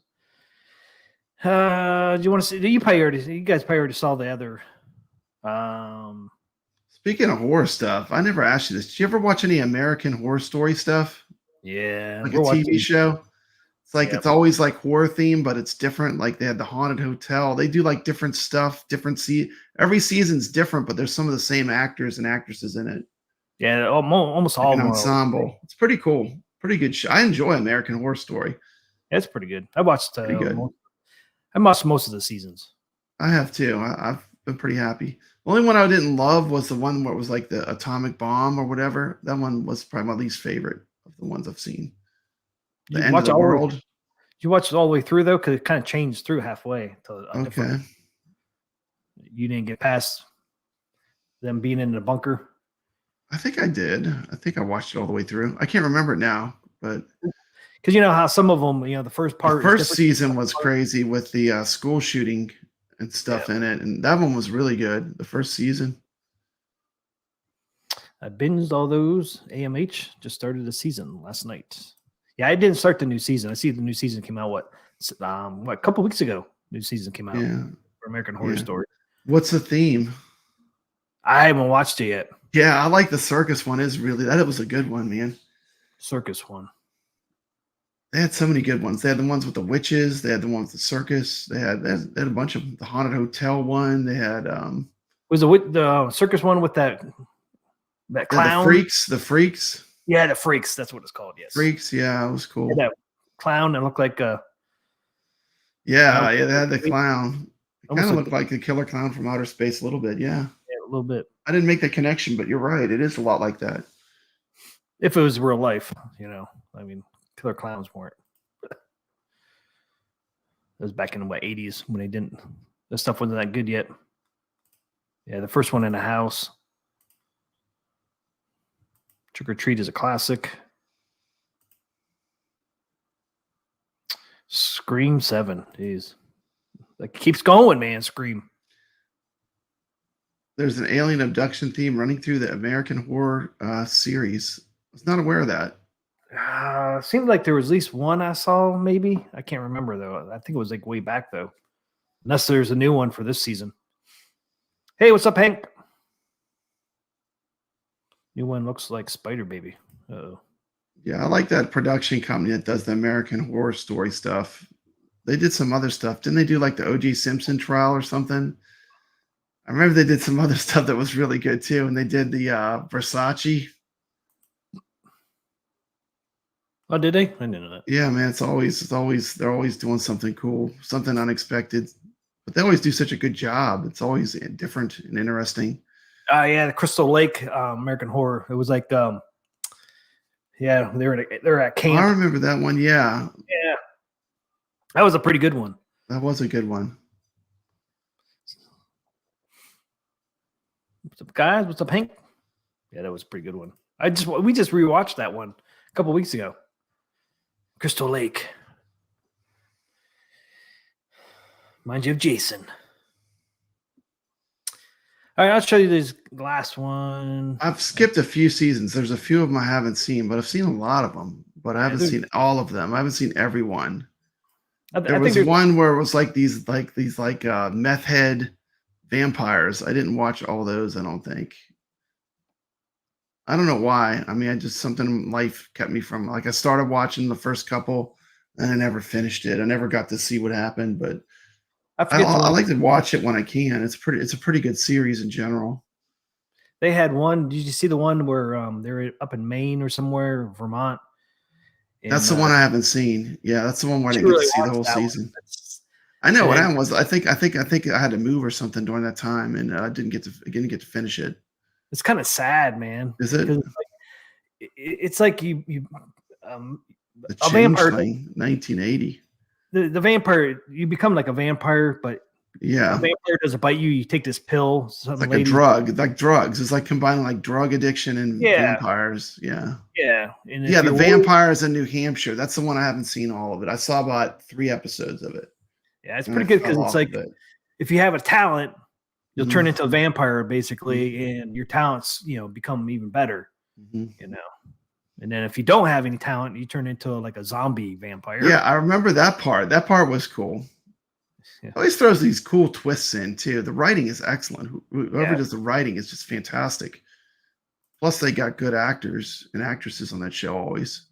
Like I don't remember that one, Hobby Hands. It's like an opioid drug tale for sure, with the vampire theme in that New Hampshire one. Yeah, she's experimenting on people, really. See if it works. Yeah, I didn't see that one with the creepy red ball. There was a Trump-like season. I never saw that one. Oh, it was just, one of the people when it would wear a Trump mask. I watched that one. It was after Trump won. Everybody was freaking out. Oh, I did think I saw that. I do think I saw that. It does ring a bell. The brother kept wearing a mask a couple times. I remember. I did watch that. I watched that. I remember seeing that. I forgot about they did that. Okay, so this next pinball table from Zen Studios is going to be in the M series, the mature series. M series. I think most of you guys were here last week when I showed it. I don't think Papa Brad was here yet, though. So we'll just roll it. I think I missed that part. It is a new table that's coming out soon. It's cool. It's going to be on the mature. series that they're going on with. So I think this will make 3 for their mature M series. There it is. Duke Nukem. I'm Duke Nukem, and I'm coming to get the rest of you alien bastards. Shake it, baby. You got the voice actor, the real voice actor. That's pretty cool. It's awesome. You can't fake the voice. The guy's got a very unique voice. Holy shit. Your face, your ass, what's the difference? That's cool. Yippee-ki-yay, motherfucker. Yippee-ki-yay, motherfucker. One of these days we'll see Atgames over here. You never know. I mean, Atgames seems like they're very family friendly though. Like in their advertising, you notice that? I mean, I don't know. We can always play it through what do they call it? Where you just run it through a PC, but OTG. Yippee-ki-yay, motherfucker. Yeah, we probably won't see that one. I forgot about that. I'm not going to say never, but I mean, I think there'll be other stuff they might get first. Say hello to my little friend. I'm ready, man. Man. It's time to kick ass and chew bubble gum, and I'm all out of gum. Yes. Dude, we all know that's from They Live. Yep. From They Live. Man, what a great Right. movie, man. That movie really holds up, man. I love They Live. Yeah, I love that movie. I mean, Roddy. He died not too long after that, didn't they say that? I think so, man. Say hello to my little friend. I thought I had more than that, but Yeah, that's a good movie to watch for Halloween for sure. They Live is great. yeah. I always wanted to get a T-shirt with the They Live guys on it, like the way that when you put on the glasses, the way you see them. Yeah. I saw a T-shirt once. It said as seen on TV, and it was like you were looking through the glasses at like the zombie from like the They Live. You know, it's very cool. Yeah, the fight scene in They Live goes on forever. That's one of the famous things about that movie. And then this is an LP possibility. Could be. I don't know. You know, they could keep it as a mature, series, so people know. We'll see. We'll find out. It's exciting to see what's down the road, man. Yeah, I think what's going to happen too is like, I think there's going to be like I think Atgames is seeing a lot of crossover from people that are into Zen that are going to get the new pinball machine from Atgames. But I think, some people that have not really experienced Zen, they might play Zen as well. So I think they're going to get a little bit of crossover going both directions. Because, Atgames Pinball never had Zen. Nope. But once you've experienced Zen is one of the best for virtual pinball. They're one of the best companies. They make some of the best tables, and I think people are they're going to be people going both ways, where there are people that they're going to find out about Zen through Atgames and buy some tables. Then they're going to want to play it on their PC or their Xbox. But I'm excited for it. I think it's going to be cool. I think some people, were Zen fans and play, pinball in there. I think they'll buy Atgames to build experience. I mean, nothing beats playing on a real pinball machine instead of being on. Nothing beats playing on a real virtual pinball machine. It's a whole different experience.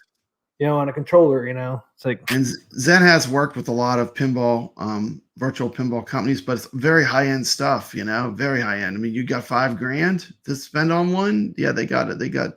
They were doing like the high end, the ultra high end. So I think this is going to make it where more people are going to experience really good virtual pinball. Hank says, you guys think any Atgames 4K machines will actually get delivered this December? I'm guessing Wave 1 won't show till January/February. They're saying that's what they said. I'm hopeful. Wait and see. I'm hopeful we'll see some in December, but I'm not holding my breath. But yeah, there is a chance, because I know a Pinball Net, they said it's going to be done by December 6th. So why have a product done at December 6th if you don't have anything to run it on? Yeah. So that's why I'm hopeful that we might see some in December, but I think majority of them will be in January. But it'd be nice if they tell us a little bit more here in Chicago, and maybe they will. I mean, I don't know. I mean, honestly, I always loved my Atgames Legends pinball that I have now, and like just all this talk about the new ones making me play the original one again. I really like it. I mean, I just played Space Invaders on that tournament, to try to increase my score. The only thing that matters is I did beat you, Team McCloskey. Unless you fired back. Team sucker. It's hard, man. Unless you fired back and beat my score. It's hard, man, with his Gamer Mini. I was playing on my Gamer Mini, man. I was just using buttons. I don't even have the ALP for me. Apparently, some people say the Core Max has an advantage, though. I don't know if that's true or not, but Gamer Mini does not. I'll let you know that one. Gamer Mini does not have the advantage. No, it is hard, man. I can't imagine playing on that with the little pinball buttons. I guess you could, though. Dude, I mean, it's crazy. I mean, but that's something like that's a virtual pinball, like because you have the Space Invaders are walking across the pinball table and you have to shoot them. You got the missiles. You got like the ball where it turns the ball into lava. Space Invaders. Gregory is insane. He is way up there towards the top. Are you number one? He's Gregory, up at the top of the leaderboard. I remember that. I saw his name there. Hey, way ahead of me. First day, I was fourth. Woo! I was fourth. Yeah. The first day, nobody played it. No one had played it yet. Yeah, that's me too. Like I'm just gonna get knocked down lower and lower. I was proud of my 66,000 on my Gamer Mini. That wasn't easy to do on a Gamer Mini. It's not easy to do. It's not easy to do, man. That's a lot of rounds of space. It's cool the way it tells you like how many rounds of Space Invaders you've cleared off, though, too. Like, you did 3, did you do 5? I think my 66,000 was 8 or 9 waves. Yeah, it was at least 8. I'm not sure if I hit 9 waves or not, but it takes a long time, man. Even as great as that table is, I don't love the music and the sound. I mean, I love the mechanics of playing the table, but I don't love the music and sound. They should have had more homages to like the actual Space Invaders sounds. But Zen tables, they always have that elevator music that just is not for me. I should just start cranking it. I know you can set all that stuff. Maybe I'll crank the sound down a little bit from the music. There you go. But I'll tell you, it takes a long time. Even that 66,000. Yeah, man, it's a long set to get on that. If you got on that high score list, you got to play for a while. That game goes on for a while once you get into it, man. I couldn't believe it. When it ends, it's like, I gotta go through all that again. I know. It's like 2 minutes. It's like freaking 15 minutes. And 15 minutes of pinball straight. Yeah, like. To get up to Gregory and those guys, man. Damn, man. Playing that for an hour or close to an hour? I have mad respect for the people that are in the top of that Space Invaders leaderboard right now. After playing it a bunch, I think I played it for about 3 nights now, where I've played it for a little while every night. I have mad respect for the people at the top, man. I know it took a lot to get there, which is cool. I'm not sure. Did a beta come out? Call of Duty. Yeah, I didn't get the. Don't play first-person shooters. Call of Duty Endowment Bowl 4 presented by. Yeah, I didn't get anything. Normally I get something. I got the Call of Duty Endowment Bowl email, but I didn't get anything else. But yeah, I know it. Their beta always comes out in October. Oh, cool. Gregory on ALP and Amused to Death on iArcade. Okay, yeah, I've seen Amused to Death a lot on the iArcade leaderboards when we had leaderboards. That's cool. See, Team McCluskey, that's me. Team McCluskey in all caps. That's me. What? I used to be Brad the teacher, and then at games they wanted me to change to Papa Brad, so I changed to Papa Brad, which is cool. I don't mind. It's good. It's good that people see me and like they want to beat me. I mean, that's a good thing, If you want to beat me on a leaderboard, go for it. That's fun. I know I look for people that I know and I try to see if I can get close to them or beat them, just for fun, not on a meanness or anything. Was it Hank? Hank, there is a Goonies virtual pinball, but that belongs to VPX. VPX has a Goonies pinball adventure. I don't think. Nix is a good gamer. He's a very good gamer. Yeah. I hope he jumps in on this table. I don't know if he's playing it or not, but he's a very good gamer.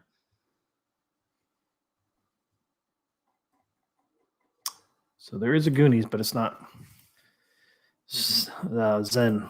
I never looked at it. I have to look at that after the stream. I didn't realize they had a Goonies one. It might be a cool pinball.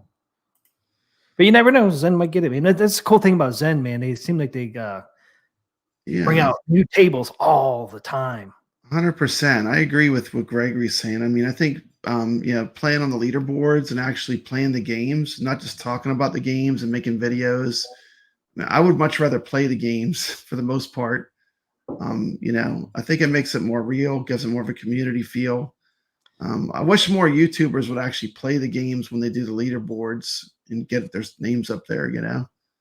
They have the cabs in their backgrounds, but you don't see them on the leaderboards. Yeah, I just gotta. I don't know if Carlo's in here or not. I just gotta one of the pinball. I can't remember the one with the orbit. You had to light up the orbit. Was it that one? I just got one of the pinball machines. I got 1.3 million. I was like, yes, 1.3 million. But it's not as hard as Space Invaders. I can't remember which one it was though. But it's pretty hard, man, with this Gamer Mini. I have to flip the control deck around because the flippers are wrong.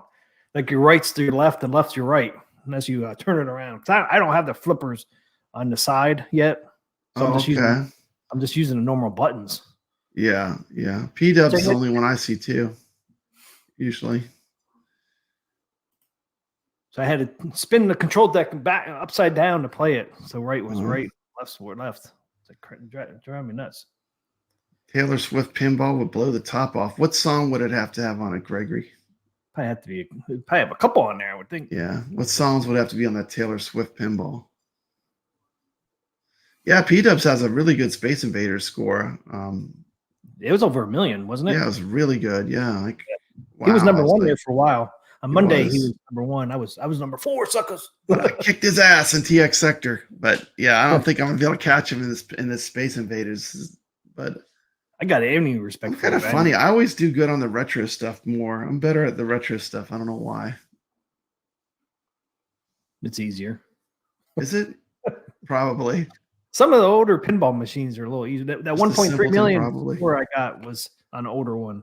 It's funny. One of the pinballs I'm most looking forward to playing, and you're gonna laugh because it's ancient. It's Firepower from Williams. They have a Firepower, and it is a brutally hard real pinball. To get the multi-ball, you earn it when you play that real pinball, but it's totally worth it because the feeling of reward of actually getting the multi-ball on Firepower, you've accomplished something. And so, I know I'm going to be playing that for at least probably an hour because I love that pinball. It's one of my favorites, Firepower. It's got the sounds from Defender. All those old Williams games have those certain sounds like Robotron and Defender. And, because they use the pinball division sound in their arcade games. But when you get the Firepower multi-ball, it's like you got to lock them in these 3 spots, and they're all hard shots. It's just really a great game. I like it. The artwork too looks like one of those. You remember the Fantastic Four comics from the 60s, the Jack Kirby style? He has a certain style of comic art. The game has that comic art from the 60s. That would be a pinball. If I could buy one, that would be one I would probably want to own if I was to really collect pinball. It's just, I love it. Yeah, how many games are supposed to come on of Zen? Isn't there supposed to be 40 games right off the bat? I can't remember. 40, yeah. Yeah, okay. I thought it was. Plus, they're going to give us the HD versions of the Gottlieb tables, which I like a lot of those tables too. Yeah, I forgot about that. And Dr. Seuss. Cool thing about those is I've played them so much, I know a lot of the rule sets already, because I've played them on the Atgames, the original ALP. I really like Black Hole a lot. and that's one I like a lot. I learned to really like it. I always liked Haunted House more originally, but then when I started playing them more and more, I started really like Black Hole a lot as a game. Yeah, this is 2 packs I bought so far. About the Gottlieb tables. The Black Hole and the Haunted House ones. Yeah, those are cool. You're gonna love those. Those are great. Yep, I always like Teed Off.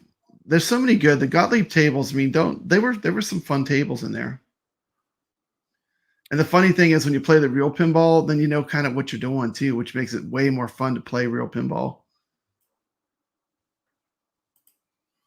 Gregory says Firepower is awesome. Yeah, it is a really cool pinball. Try Like Mystic the Star. old Williams games. They do have an ET pinball. Yes, they do. They have a lot of movie properties. ET, Jaws, Jurassic Park, Back to the Future, The Future, yeah. Indiana Jones. E.T. I can't remember. E.T.'s in a 3-pack. Yeah.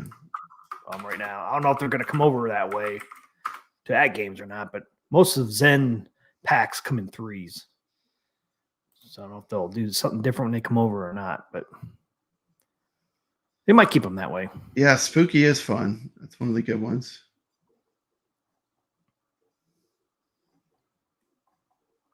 Yeah, a bunch of Marvel, a bunch of Star Wars. Yeah. How about the 4K Taito packs as well to have them? Because I have them I have every table on the original pinball. Oh, there you go. Right here. I don't know if they'll be the same or not, but ET right now with Zen Studios comes with it's ET, Back to the Future, and Jaws. Just the 3 tables. Universal, huh? It's all Universal movies. Yep. Yeah, it's a Universal pack. Universal Classics Pinball, it's called. So all 3 of those. Like I said, I don't know if they'll keep them that way or not. The Jaws is frustrating. I'm just going to tell you. The Jaws is pretty frustrating. Oh, my God. I played a lot of that table for a little while. This is one tables I did. Yeah, Hank, I'm kind of with you. Like, the Back to the Future was probably one of the better ones out of those 3, but they could have been better. Jaws doesn't have the music. It's missing all that John Williams music that really hits those. Really? So they couldn't get it doesn't have the dun dun dun dun. You know, like the Jaws sound, like when you did we did the game. Remember the game? Yep. I got a video up. I put it as a video. 47 seconds long for that. The Jaws. Is it Thunder Jaws? What, this year? The game that we played that had all the mechanical sharks, the Atari game. Thunder Jaws, yep. Yeah, knocking Quinn off the dock is fun in Jaws. I just wish they would have gotten more of the real movie quotes and gotten more like actual IP from Jaws itself, because it's such a great movie. So I haven't seen this pack before. It's called It's kind of like a steampunk, huh? PFX3 Sci-Fi pack. I've never seen this one here before. It looks pretty cool. And here's Earth Defense. Not sure what that one is. The Jaws Future Pinball Table is amazing. This almost looks like has some dinosaurs in it. Boat. I don't know if that's a gargoyle up there. Yeah, I've never seen this pack before. I've been up here several times. I've never seen this one. Ah, you got the planet Mars. You got the face down here from Mars. Look at that thing. That is cool. Kind of reminds me of BioShock. Do you ever play that game? Yeah. I played the original one all the way through, the original BioShock. It is a sci-fi pack. Let's take a look at it. Let's see if they show us any their footage. I was just kind of curious because I'd never seen it up here. Oh, it's Microsoft Studios. Neat sound. Turn the sound up.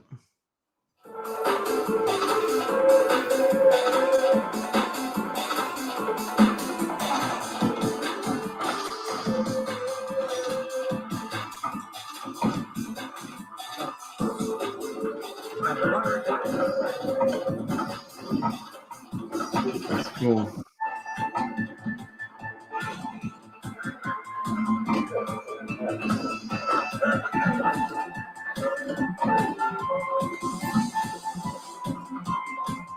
I hate that trail. Yeah, that I usually turn that off right away. The ball trails, I'm not a fan of that Yeah, either. I don't like ball trails. I'm playing pinball, virtual pinball.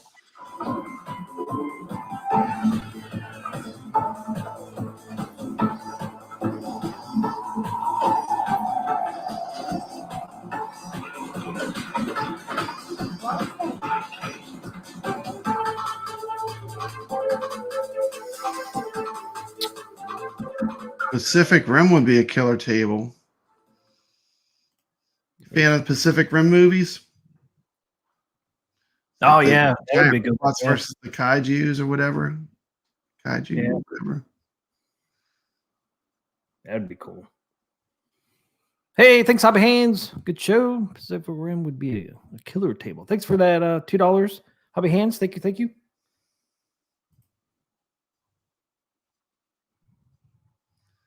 And does that pull up? It did pull there. I appreciate that, Hobby Hands. Thanks, man, so much. That's awesome. Yeah, thanks for joining us, MG. Appreciate it. I'm typing more gibberish than usual. It's all right, man. Dude, I've got all thumbs when it comes to typing. Man, I sometimes I'm can't really type good. for the love of, I'm the worst at it.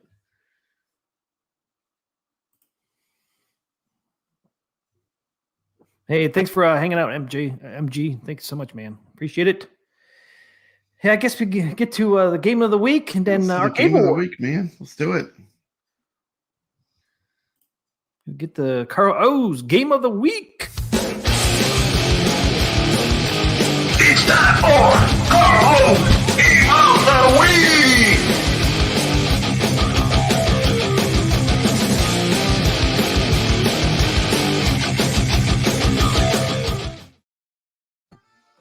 Hey, there it is. Here's Hot Bands.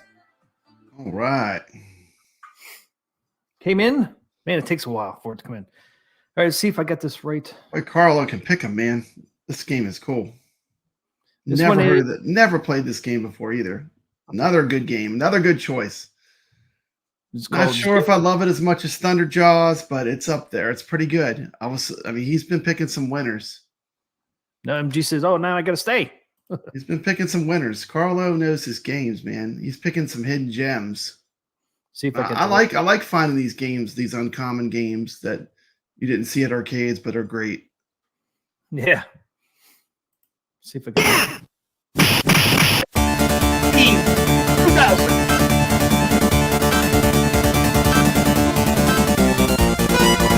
Yeah, the LCD.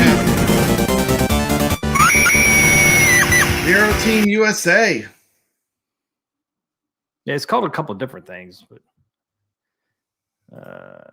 yeah, there it is. I think that's a bit LCD marquee there. Looks pretty awesome. Yeah, it does look nice. It's a nice multicade. So there's my little intro video. And then show a little gameplay and some information about it. Okay. This video.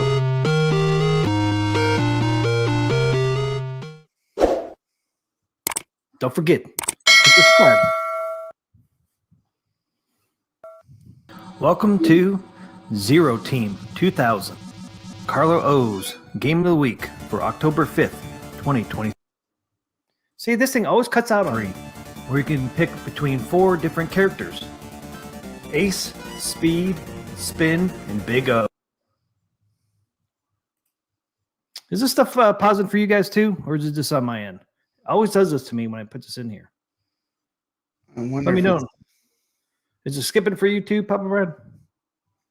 It seems, I don't know. It seems to be for me, but it might not be over the stream. Because it always does when I do videos like this. It always does that.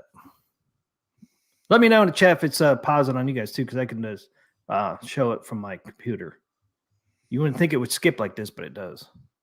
It's pausing. Yeah. See, I don't know why it does that. Did you upload it into StreamYards? Because that's Yeah. Yeah, it's down here. You can see it down here by us. Oh yeah. Well, you're playing it as a video. You know, you can upload stuff directly into StreamYards too. Well, Where isn't it says video clips. You can put your videos in there. You just can't talk over them if you do that. But you can have higher quality if you want. So you don't put it on there as a video file? That gives you, if you want the highest quality of video, that's the way to do it, I think. Yeah, let me know how you do that then. Let's do. Where is that?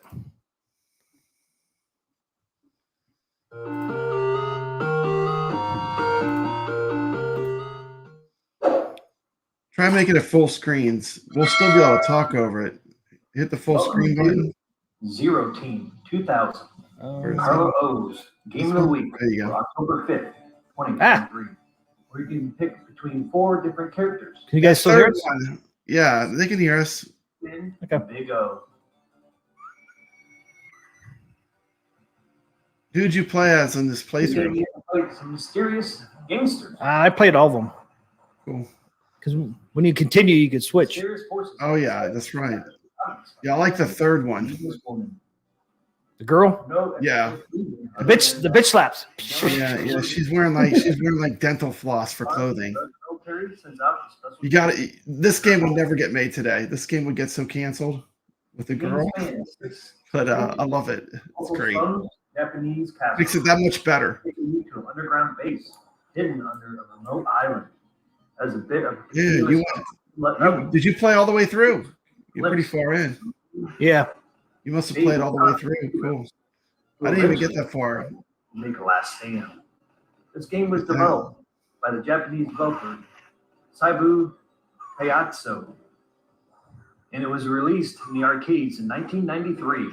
1993. Beat 'em up creator, thanks to their hugely popular Raiden series. But their catalog wasn't without a few outliers. Zero Team is one such game. Sabu's answer to Final Fight in their only venture into the genre. Perhaps There she is. There she is. There's bitch slapping. There she is. There she is. That is clothing meant for battle. What could be better for battle than this clothing? Leading up to the development of EX.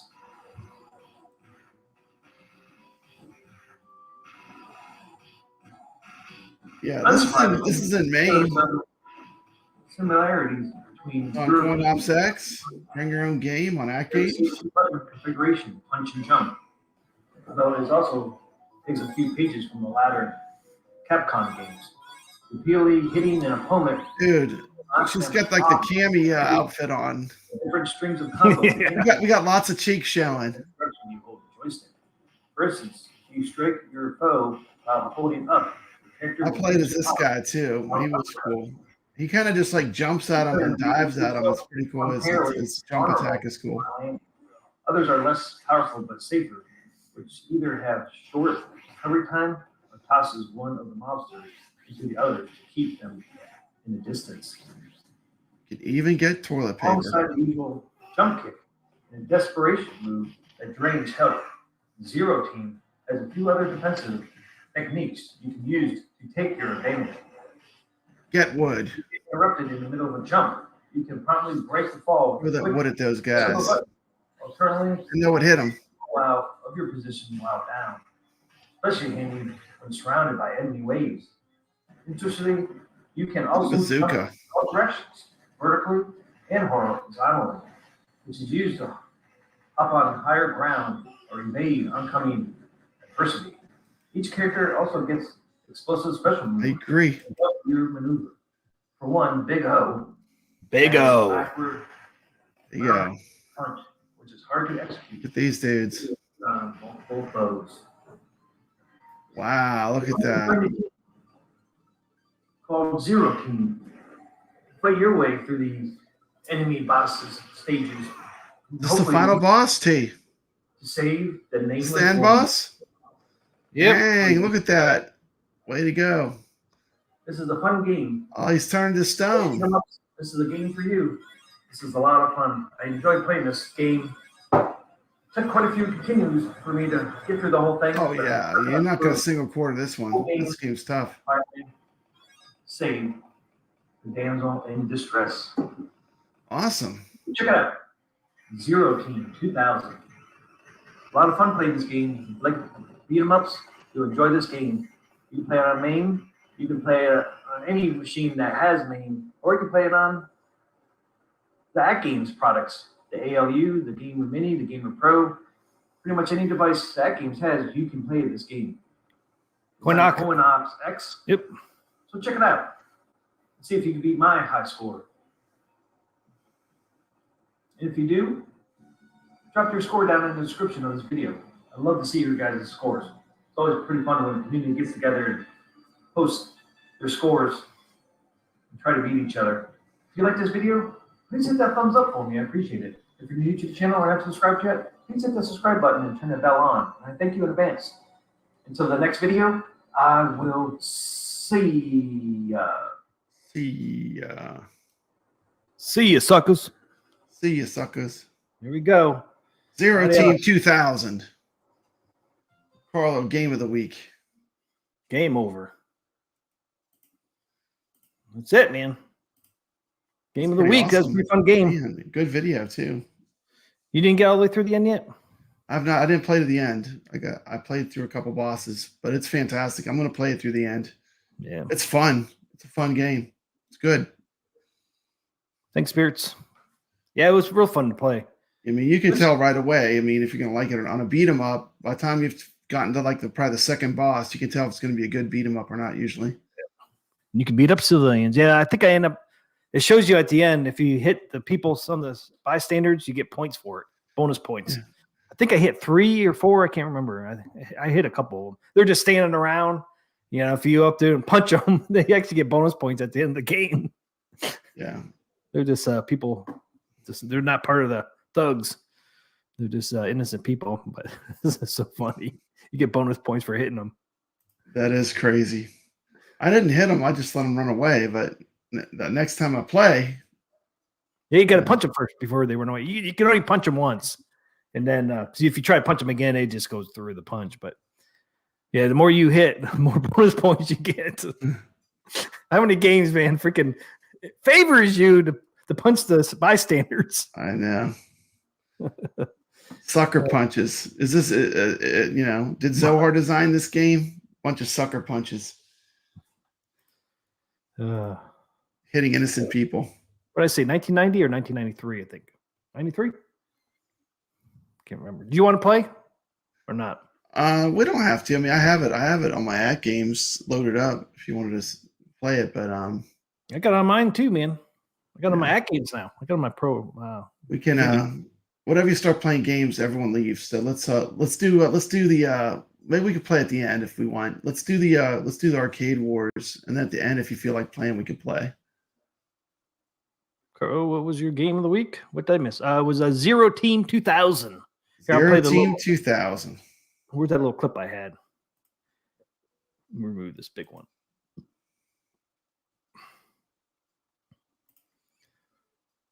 I'll just throw it back in here. What would I do with it? Oh, it's right here.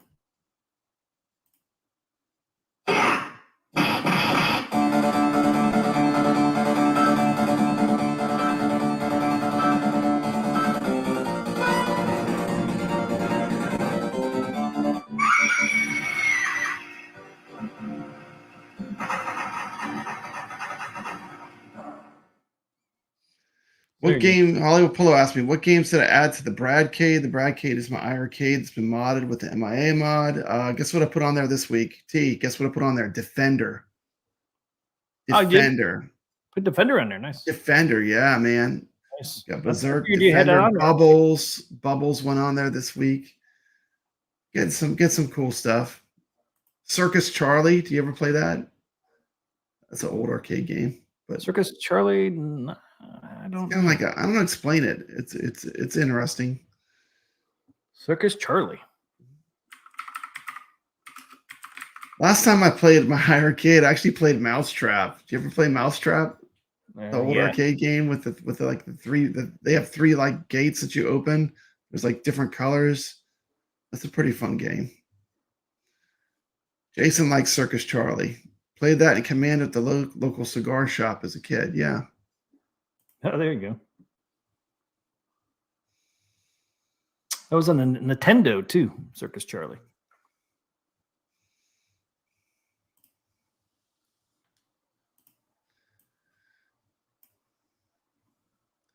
Yeah, Mousetrap.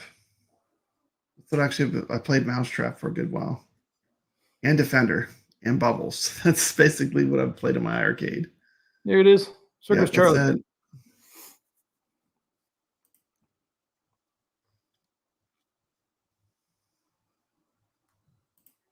Dude, you ride a tiger and you jump through hoops of flame. Pretty cool. Circus Charlie.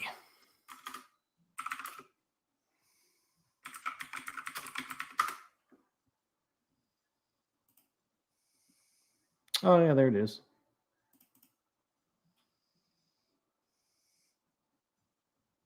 US Cellular has the amazing new iPhone 15 Pro. What? Pop it up. Hey, what's up? Stardust just came in the chat. What's up, Stardust? How you doing? Good to see you.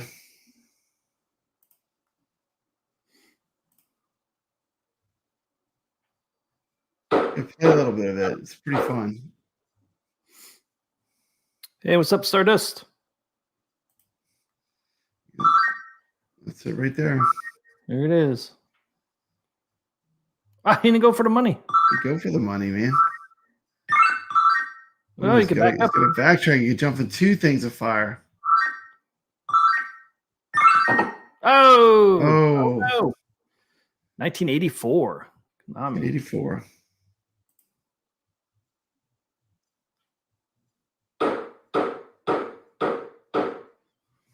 Hollywood Polo is asking Papa Brad, are you going to make a video on how to use a config tool to push controls for specific games to the Bradcade? I don't know. It's not a bad idea, Hollywood Polo. I think sounds like a good idea, man. Yeah. People probably want to know. Yeah. So there's Circus Charlie. It's interesting too, like with the iArcade, of course, I'm playing AntStream on there too. And for a while my AntStream didn't work, and then all of a sudden it started working perfectly again. I don't know. I didn't change anything. It just had to be something from AntStream's end changed. Yeah, that's what I'm thinking. Because now it runs perfectly again. Weird. Huh. I don't know what. Yeah, they might fix it. They did an update or something because it's running perfectly again.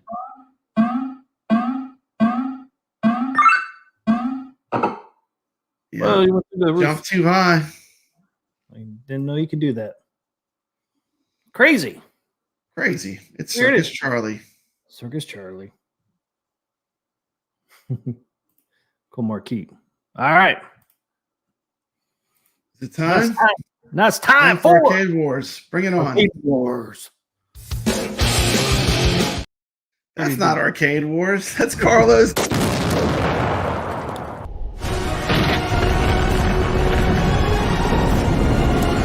Welcome to Arcade Wars. Welcome to Arcade Wars. All right. It's Papa Brad going up against Carlo O this week. I know, man. Carlo has had a heck of a good run. Has Carlo ever lost the Arcade Wars? Carlo is the victor of Arcade Wars. All I can say, Hollywood Polo is asking me his AntStream never worked for the iArcade. I would say just try reinstalling it and see if it works. Mine's working all of a sudden. I don't know. Oh, you're kidding me. You're kidding me, dude. I know. Dude, what the WTF? I mean, come on. Nothing's going to beat that. T, come on now. Carlo did it, man, not me. I even said the same thing to him. I was like, oh, come on, man. I mean, You're not really, are you? Yeah. What's going to beat freaking environmental Star Wars? Nothing. When he said that, I was like, you got to be kidding me, man. Seriously? Well, he's going to win this week. He's going to win this week. Brad's going to be mad. Game over, man.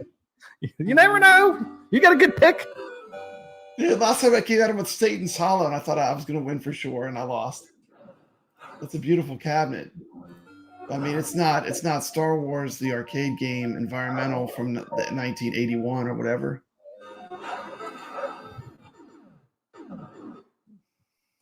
When we do these polls, guys, it's not on the game; it's on the cabinet itself. The cabinet's sick. Actually, you know who has one of those is Stringer Films. When I did his arcade tour of his arcade in his house, he has one. He has actually an environmental, Star Wars environmental cab like that. Really? Yep. Damn. Just awesome. like that. It's exactly like that.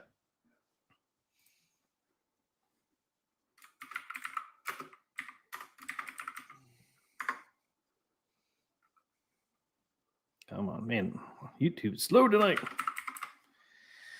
All right. So that was Carla O's. Papa Brad's on here. Papa Brad's? Got the Tron machine? I mean, what's cooler than Tron? Nothing. I mean, look at this thing. Look at that. Look at the glow.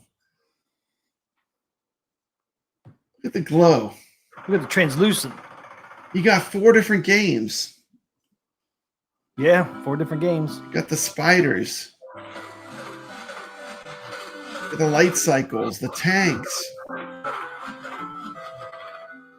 NPC cone.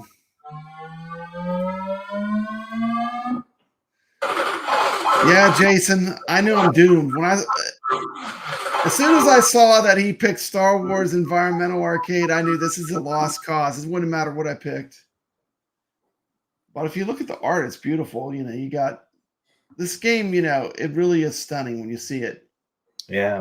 I remember the first time I saw it, man, I was like, oh my gosh, look at this thing.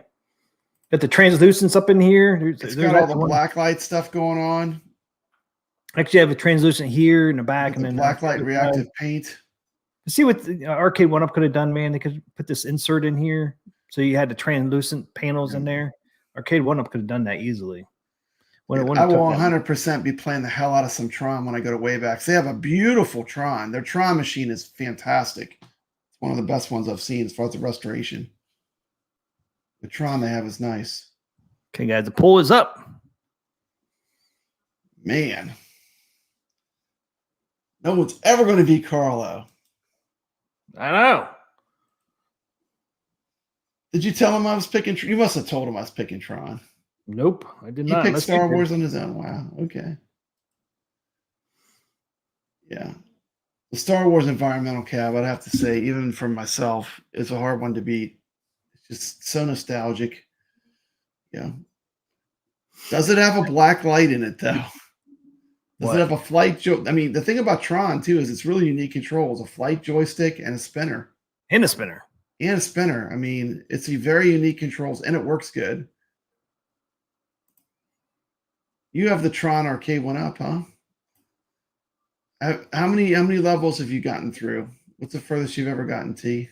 4. 4 levels. It's because of the freaking light cycles get me. The freaking breakout things for the tower, man, get me. That's the hardest part for you? It goes so damn fast, man. I can't move this. Well, I really haven't tried it since I got the Glenn spinner, but with the Arcade 1-Up spinner, man, it was almost impossible to spin that thing fast enough to get through the blocks. I even looked up some of the things, man. I got through the motorcycles that, doing the tricks I saw, but man, I just couldn't get. The other thing too is, the button on I still had the original stick in there from Arcade 1-Up, and that button is not favorable for you. The Arcade 1-Up version. I heard Glenn's is a lot better, the button. It kind of like snaps, And man, my finger gets so damn tired after a while. Yeah. Goofy Foot's like, man, what could be Tron? See, that's what happened. T told me, Carlo wins every week. I said, well, how about Tron? Put him against Tron. Look what he pulls out of his back pocket. I know. Star Wars Environmental Arcade.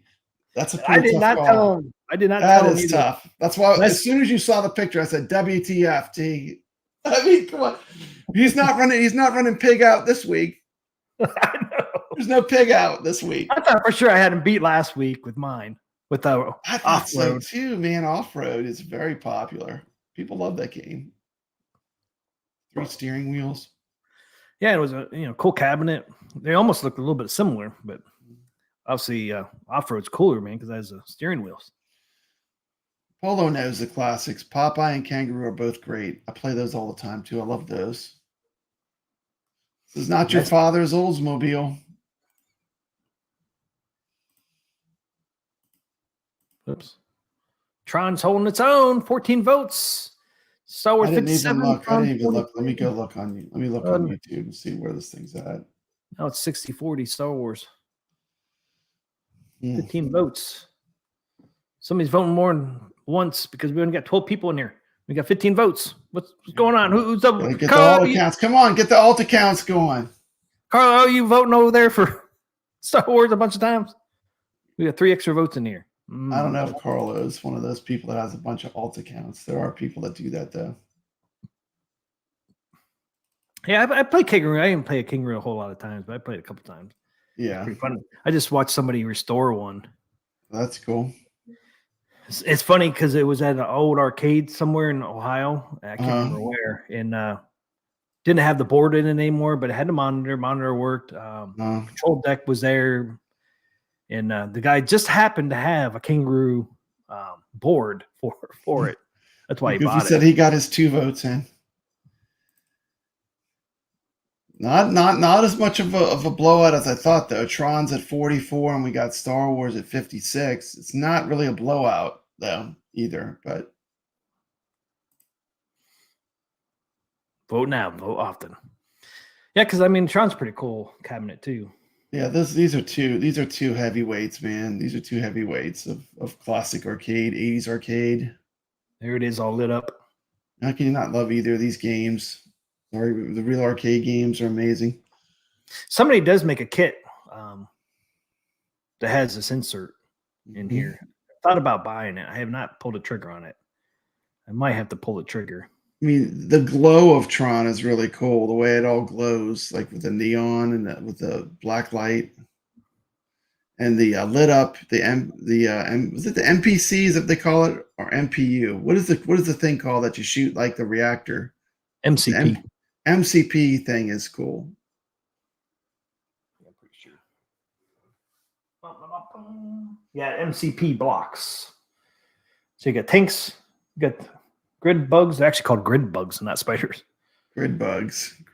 I call them spiders. To enter the MCP everyone calls them the spiders. Yep.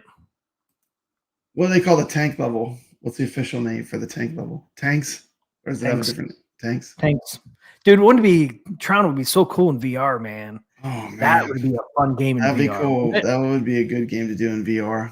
Especially with all the lights and everything. If he had all the lights. With the glow. That'd be so cool, dude, as a VR. They got to come out with a VR version of Tron, man. That'd be so awesome. That'd be dope. Dude, Puyan. I just got Puyan on the Bradcade.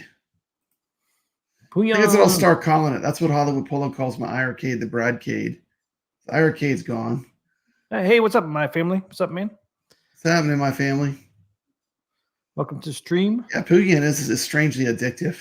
It's another pig game. I was like, when we did Pig Out, I was like, what other games have pigs in it? Puyan was good.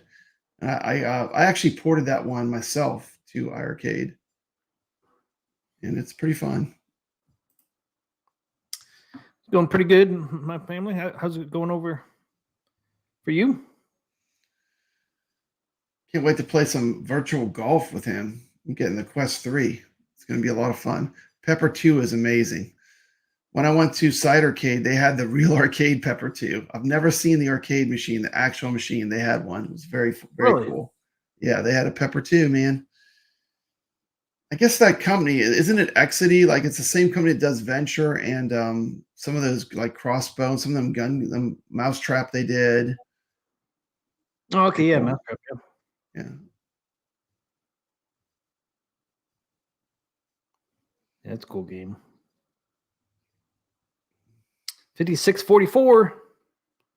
That's what we need to do. We need to play Mr. Do against each other. Head-to-head Mr. Do match. Have you practiced yet, man? No. You saw my score, man. I saw your score. I'm a little scared. That's not my highest either. Yeah? You do have you did theme your whole arcade to Mr. Do. Yep. Mr. Dude, no I should brainer. be scared. Jason says, what happened to Pepper One? I play Mr. Dude now as well. Great to have it on the Polo-cade. Yeah, my whole reason for making that Raspberry Pi multi-cade was for Mr. Dew. Yeah. Carl's gonna, man. I mean, this is just a classic Tron, man. You gotta really blow it Who up. doesn't love Tron, man?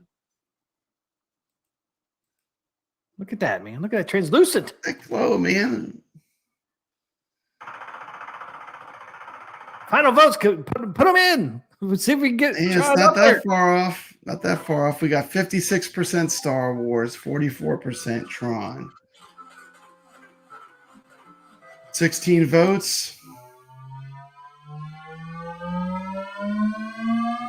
You Somebody can't beat voted that. twice. 16 votes with 14 people.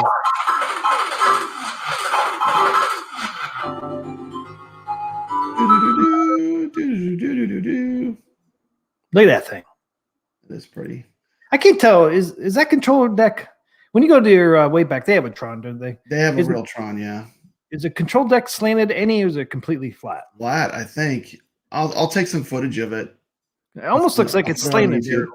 Don't that look a little slanted right there? Just a little. I don't think it is. I think it's pretty. I'll have to look at it again. I See swear it it was there? flat.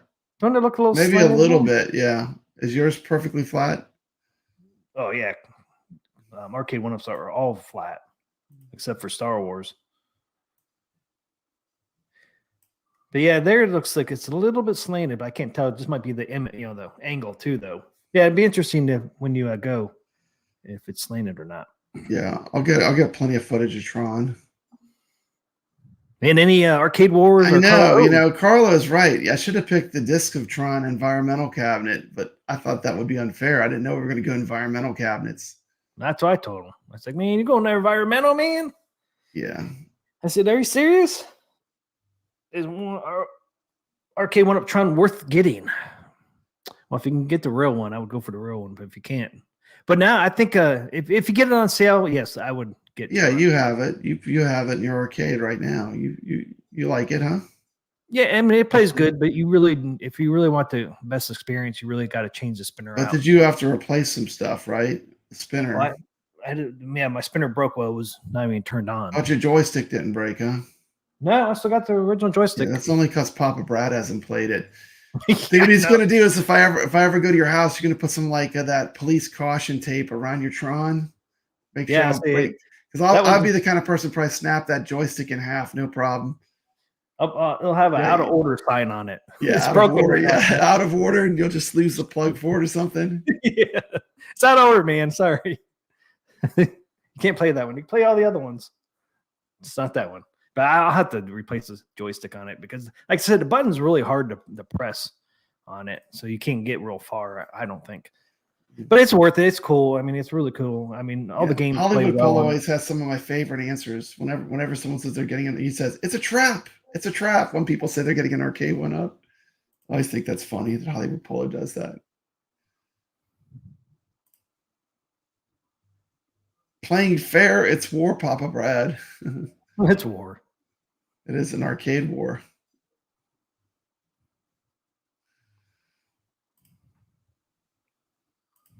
Yeah, I need to play Hollywood Polo. I do want to play. I'll be back on Sunday. I might try to get in on that tournament, a G Parker's tournament. Yeah, if you can get Tron Arcade one up on sale, I'd say it's worth it. It's a great looking cab. I mean, you can't. Yeah. I mean, they did. I just wish they would have put the black light on the bottom instead of the top, because it glares down on the screen. But it plays nice. Oh, thank you, Hollywood Polo. It's nice. I was trying to see if it's gone down in price at all. Yeah, it seems to hold a pretty high price for Tron. I've never seen it on sale. It is still $699.99. And see, I got it for $650. They didn't back then when I bought that one. They did give you $50 off and free shipping, so I got it for $650. But yeah, if you ever see it go on sale, it's definitely worth it. Especially if you don't mind modding stuff like the spinner, and Yeah. you're definitely gonna have to replace the spinner. I think everybody that owns one spinner has broken. I don't know anybody that doesn't have one that does not break. But I would buy it again, man, because I just love the look of it. Yeah, it is a very cool looking cabinet. Yeah, I can't lie. I was excited when it came out for the pre-orders. I do like the game too. I just never got good enough at it that I could get far enough that I was happy with my gameplay. Not the game, but my gameplay playing it. Oh, posted Brad is also welcome to my house. I have great guest bedrooms for him. Tim, you're welcome to play in it too. Nice. Oh, yeah. Meatloaf, the music, the band, or the food? Both, maybe. Eating like meatloaf while listening to meatloaf while eating meatloaf. Okay, I guess the poll's done. I guess it's done, man. I mean, there's no way you're going to beat the Star Wars environmental cab. I mean, that's just like, as I knew when I saw it, it was going to be. But we didn't do too bad. I mean, Tron did get 44%. I think you're one vote off. Yeah, I think you're one vote off from 50-50. You know. Oh, yeah, because it would go up to 6 and it would drop 6. Yeah, one more vote would knock it 50-50. Close. It's close. So you're 2 votes off from winning, really. Because if you got 2 more votes, you would win. Yeah. Anybody in there doesn't vote yet? Wink, wink. Carlo's ready to watch. Of course you're ready. Tron, he's ready to watch it blow up. He's ready. He's ready to light that candle. Light that candle under it. End of the poll. Yeah, it is what it is, man. Man, 2 votes. You're off. Fair is fair. Fair is fair. You're so close. You're so close. Yeah. So close yet so far away. I think everybody thought it did better than they thought. Yeah, Tron actually didn't do as bad as I thought. I mean, 56 to 44.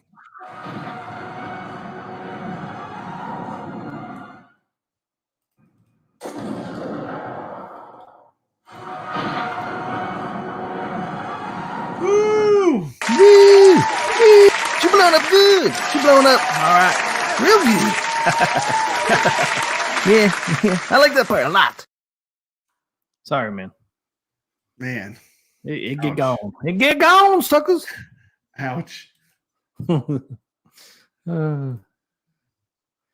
it held strong, man. 2 away from winning. 2 away from winning. I know. 2 away from winning. I mean, you know, there's a final 56 to 43. Star Wars win. Environmental cab. We dropped the one that's really 44. I don't know why it dropped. Okay. 1%. Does not compute. It's so weird it does that. I mean, when I ended it's funny because when I ended the poll, it said 56-44. Now it's dropped to 1%. It's so weird. Does not compute. Fight like a robot. Intruder alert. Intruder alert. Countdown computer. Countdown. Yeah, I can't wait to see how that. Man, I don't know. I'm stoked. I'm stoked. I do love Berserk. So much Berserk love, huh? I mean, all of a sudden, like, always liked Berserk. I always liked Berserk. I played it anytime I got a chance. I played that one. Yeah, it's one of those ones that was a go-to for me. Like Mr. Do was a go-to. Berserk was a go-to. Yeah. Of course, Pac-Man was. Defender was. I was a bitch, you know. I still do want the new wave toys Berserk. I might have to have that. I got on pre-order, man. I pre-ordered it. I know. You pre-ordered it? Cool. Yeah. I tried to get in a test group too, man. I did too. I'll be honest. My score wasn't high enough for the test group. Yeah, yeah. I thought I had a good score, man. I had 33,000. I was like, man, that's not too bad. Yeah. And they poo-pooed it. Yeah. Damn it. New Wave Toys, they just send all to the Arcade 1-Up YouTubers. It's the only people they send cabs to. So stupid. And none of them even, I have 3 of them. You know? You know, I'm a freaking lover. I know. If anyone send you one, I don't want one. I mean, I would like to have one to play it, but I mean, you have a bunch of the cabs, the New Wave Toys stuff. Yeah, Dark Realm. I watched Batteries Not Included.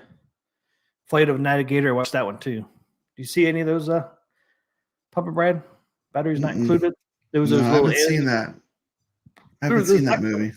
It was 80s or early 90s. An 80s movie? It was 80s or 90s. It was like those aliens. They were all like little mechanical robot ships. They're like little tiny. You don't remember that? Well, Tony C's getting the mini fridge.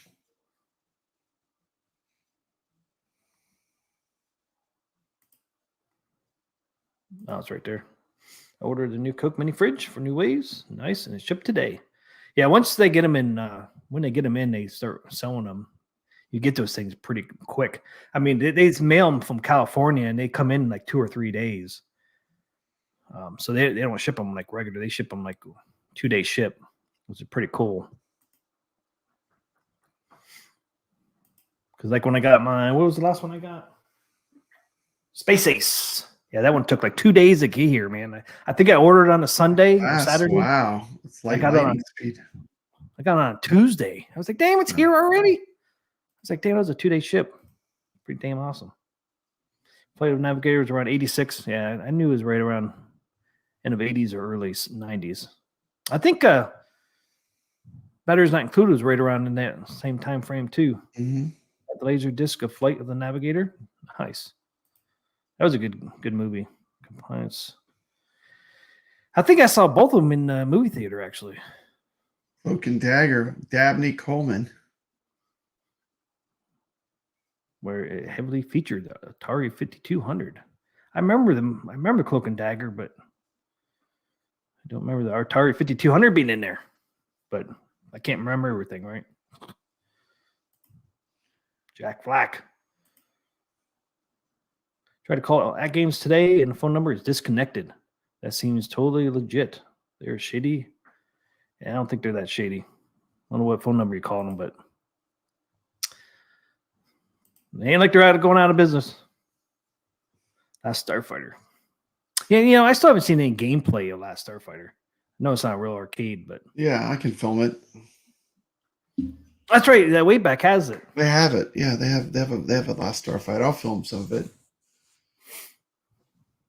Yeah, I remember watching that movie, man. It's like, man, I want to get that. I want to play that arcade. The and you go to the arcade, it's not there. It's not. There's not even a real game. And you find out later, there's like, nope, they never remade one. It's like, never made the game. To me, that was a lost opportunity. Lost opportunity right there. Yeah. I mean, they would have made probably so much money on that game just because people want to play it because it was in that movie, right? Yeah. That game's returned to the Bahamas. I wish I could. Yeah. Oh, there's Tony C. So there's some footage out there. Yeah, Stardust, the Wayback Arcade. Wayback's Arcade has it. The Last Starfighter. Papa Brad's going there tomorrow. So yeah, I'm gonna go there tomorrow, so I could probably catch some footage of it. Yeah, I wonder how many people made a cabinet for that. Not many. Their Dragon's Lair, they spent like almost a full year making that one, restoring it. It's crazy. A year it took to get that on the floor. Wow. And they released it whenever they had the last season of Stranger Things. They put the Dragon's Lair out on the floor. Oh, did they? But the thing that's cool about that place, you don't realize, is like maybe about a third of it is a giant workshop. And they literally have games where if something breaks, they have every game on the floor working usually. And when something breaks, they just roll it to the back and roll out another one. They have backups. Yeah, that's pretty cool. A bunch of backup games just sitting there. Like their backup games are games that people like, it's like, so like, it's kind of cool. Every time you go, you might see something a little different, Yeah, well, that's what's really cool about that. Yeah, to have the ability to be able to roll something else that broke, roll it out, roll something else in there. No. I mean, I remember going to arcades when I was a kid, man. You go there and like out of order. The machines had the out of order sign. I know. That's how they get it. That's how they get it where it's not like that. Yeah. That always made you mad, especially if it was something you like playing, man. It's like, fuck. I know. That's the whole reason I came here. I know. Like when I went to what was that arcade I went to? It was the Game Preserve and their pinballs, they had a Spy Hunter, and I've never played Spy Hunter pinball. It's Spy Hunter pinball. It's like, man, I've never played that. No one ever has that. But they had one, and I went there, and it was broken. I was like, oh. Why did it have to be the Spy Hunter pinball? I mean, it's one of the ones I've never played. But, you know. Yeah, we showed that little. I had to ease my comfort by playing like about an hour of Elvira and the Party Monsters. One of the best versions of that machine I've ever seen. They had a beautiful Elvira and the Party Monsters, though. Perfect shape. Maybe next time you go, the Spy Hunter pinball will be working. I know. You never know. You never know. Last time I went, the owner of Waybacks was talking about getting Scooby-Doo pinball from Spooky. Yeah. I don't know if he went and fired the trigger on it or not. I guess you'll find out. I'll find out tomorrow. So you won't be around for Saturday night stream? No, I won't be around. Well, maybe I could pop in. Are you doing a stream Saturday? Yeah, we stream on Thursdays and Saturdays now, man. You didn't get the memo? 2 nights a week? We've been doing it for like the last 3 weeks. Where you been? I know. Well, that was big news, man, with the Atgames stuff. I'll pop in if I'm at Waybacks. I'll pop in with on my phone for a few minutes. Well, yeah, I wanted to stream just because Wagner Tech Talk is going to release his poll results on Saturday. Oh, wow. Yeah, I want to see that. I'm going to have to watch that video for sure. So he's going to show like the top 7. Dude, the great thing about Waybacks, too, I mean, they got the right formula. They got the pizza and the games. They serve pizza there, too. So literally, like, if you're totally love pinball and arcades, you could literally just get a pizza and eat pizza and then go play some games again. It's just the nostalgia for me. Like the pizza place at the top of the hill when I was a kid is where I was first introduced to a lot of these arcade games. Hollywood asked Jason, which arcade skin are you waiting for Atgames 4K pinball? I think Goofyfoot's waiting too, isn't he? I think Goofyfoot's waiting for a different skin from Atgames 4K pinball. I just couldn't wait. I like Adam's Family. Yeah. I've been wanting a pinball forever. Virtual pinball anyway. Forever. Like I had to pull the trigger, man. I couldn't wait anymore. Like I said, actually, I won't regret it. I mean, I do love the Addams Family. I do like it. I like everything about it. I mean, either way. I mean, Creature from the Black Lagoon is probably one of my favorite looks of the pinball machine. Monster Bash. I agree with Jason. Pretty much, it's exactly how I feel. Like all those, his list is my list. Actually, Jason's list is almost exactly my list. So yeah, like a Creature of the Black Lagoon. Star Wars is another one I would like to have. Yeah, Star Wars would be cool. Problem is they always have to Disneyfy the Star Wars. Yeah, but Zen I don't Studios, mind Mandalorian so much, but Rey, I don't really want Rey on my pinball machine. I want the classic Star Wars, dude. Darth Vader, Luke. What a letdown, I mean, I love Star Wars. Even when it's bad, I still love it, which is terrible to say, but even when it's bad, I still love it. But I mean, I don't know that whole Disney Star Wars was just didn't really hit for me. The first one I didn't mind. What was the first one called? The Force Awakens. Actually, I left the theater and was pretty excited about Star Wars again, about happy. And then the second one was just so god awfully bad. I still liked it though. I still liked it. I liked them all, man. It was all right, but I mean, I just didn't like what they did with Luke Skywalker. I mean, I still can't get over it, honestly. So, do you think Disney will eventually retcon Star Wars? I don't know. Who knows? Do you? I think they will. I think they're going to do something where it's like none of this happened. You watch. Oh man, none of this happened. It was something with the dark force, The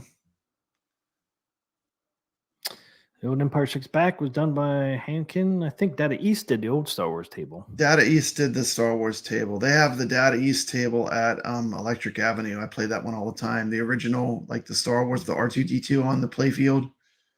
That's a great table. Yeah. It's fun. It's fantastic. It's a great pinball table. That's one of the best Data East tables. It has like the thruster thing too for the launching mechanism. It's all crazy. Well, you know why they did that to Luke Skywalker. They want to kill off all the old characters. I don't want to pay him. Get them out of here. Get the old characters out of Get here. him out of here. Get him out of here. Let's get the new. I'll tell you who got cheated the worst as far as a character in the new Star Wars, the Disney. Finn got the short end of the stick. Finn seemed like he was going to be super cool off of the first Star Wars movie, the reboot or whatever. And then Finn, like, they just didn't do anything with him. It's like, poor Finn. I thought it began good, you know. It just totally went off the rails. Yeah, I kept waiting for a backstory on Disney Plus with him. Yeah, because he was a stormtrooper before, and it'd be kind of cool to see what how he grew up and how he became a stormtrooper and all that. How cool would have been if Finn had the force powers and stuff? I mean, it's just like they went with the girl power. No. Yeah, but didn't they show some signs of having a little bit of power there? Finn, I thought he did in one episode. I thought they kind of meandered around it a little bit, I think. Yeah. But, so you never know if they do anything future. He was dude randomly kept himself alive against Kylo Ren. WTF. Polo says, Brad, have you seen Ahsoka yet? On Disney Plus, it is the worst Star Wars series ever. The worst. I've only got through the first 2 episodes. Actually, I have it all. I'll probably binge it one day to watch the whole thing. I'll probably binge that whole series. I was waiting to see this little guy. I watched the first one, and then they had the girl with the purple hair. I was like, I could see the way this is going. This is going the same way as the Rey trilogy. The super overpowered female characters. I don't know, man. I hope it's not that way, but we'll see. Who is that? Is that Chopper? There he is. There he is. That's why I was watching the Ahsoka series to see him. Is Sebastian Stan Luke Skywalker in Ahsoka?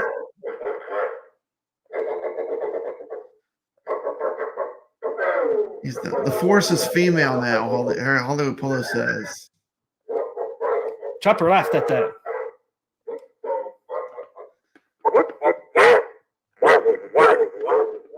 That is awesome. Chopper is cool. Yeah, I think he shows up in the 2nd or 3rd episode. Yeah.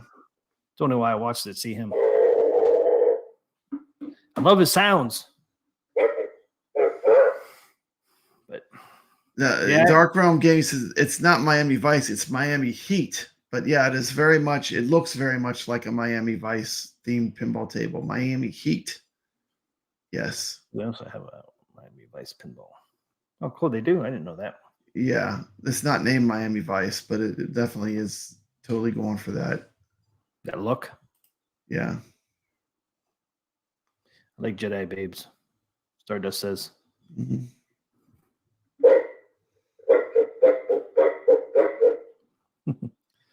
Love Chopper. I actually got him on sale too, man. I think he's $99. I got him for like $80, I think. $20 off. All right, ready to wrap this up, sucker? Let's wrap it up, man. If anybody hasn't seen my new outro, man, or intro, I have intro and outro. It's almost the same thing, but we got a new Halloween themed outro. So stay tuned and watch the outro. Hopefully you like it. Brad Loki season 2 is serious trash as well. I'm waiting for Apple to my Disney now and maybe sell Star Wars back to George Lucas. There's our only hope. George Lucas sold it to Disney, so George Lucas doesn't want it anymore. He sold it to Disney, I think. He cashed out. Yeah, he cashed out. He wanted it to live on. He wanted Star Wars to live on, and he thought Disney was the way to go. I don't know if it was right or wrong, man, but that was the thing that was cool with George Lucas is George Lucas had some really bad ideas, but he always put people around him that he trusted that could rein him in, and that's why the original movies were so good. Yeah. He listened to people that said, "No, don't do that, do this," and I think the collaboration made the original trilogy so good. It's funny when you hear some of the original ideas for Star Wars, and they did such a great job, like just like getting it just right, you know. Yep. That's because he built teams of people that he trusted to help him. It was totally wrong. Hollywood Polo said, "Yeah, I kind of agree with you, but got to live with it. It ain't going to change. Disney's not going to give it up. Too much of a moneymaker." Yeah. Hey, thanks, Jason, for that $5. Thank you, Jason. Enjoyable Appreciate chat, it. guys. Much appreciated. Much appreciated by you. Wasn't for you, Jason. Yeah, I know, you wouldn't man. be here, so We wouldn't thank be you. here if it wasn't for Jason. That's right, man. And Wacky Races. Wacky Races. Yep. I saw his logo. I thought, man, Wacky Races. He's in Wacky Races. I needed to pull this out. Maybe. It is. Thank you, Jason, for I'm that gonna leave it out. $5. I'm gonna leave it out so I remember to play it on my Dreamcast when I get back. Yeah, I never saw that one. I played some of the. Yeah, I never knew like when I finally played on the Dreamcast. It is a really great game. If you play, you can play it through emulation too. But I love that game on the Dreamcast. It's good. Yep, Star Wars says Star Wars doesn't exist after Return of the Jedi. Yeah. But man, after Return of the Jedi, man, I was like, no, I don't want that to be it. I know. What happens after that? They could totally start right after Return of the Jedi. Yeah. They had that book, Splinter of the Mind's Eye, was written by Alan Dean Foster. That was exactly in that time period too. It was never made into a movie. Yeah, so see, there's already content out there. There's tons of Star Wars content. There's so much of it. Yeah, they easily can make so many more movies. Yeah, they can make it. They can make hundreds There of it is. movies.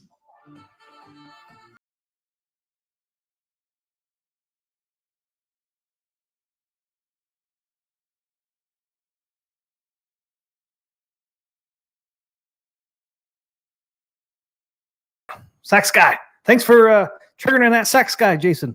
I love this. It never gets old for me. So that thing just kicked on. Like he did that super chat like a minute ago. I know. That's insane. Like, why is there so much delay? I don't know, man. It's got to go Dude, from. Okay. I'll say this. Just don't make any pinball money videos, please. Please don't make any pinball money videos. Why? I'm not going to say why, but epic sax guy.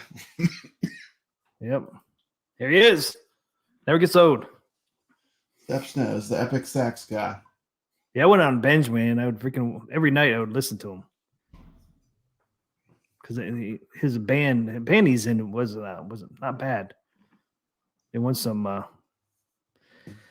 contests throughout Star Wars environmental cab money. I'd love to get one of those, man. Love to get that freaking Star Wars environmental cab. Steps, awesome. What time are you streaming? Are you still going on right before Glenn? You still sticking to the evening stream? Steps Gaming? I see she said, see my stream tomorrow. Yes, Steph said tomorrow night. I didn't see a time. Be sure to stop by. She's got a great channel. There you go. Always support Steps Gaming, 7 p.m. Eastern time. So there you go. Awesome.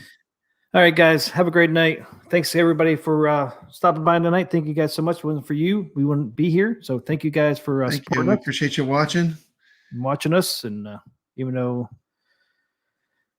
wasn't for you guys, man, we would just be two dudes just talking to ourselves over here. That's it. So I appreciate you guys always hanging out with us every night.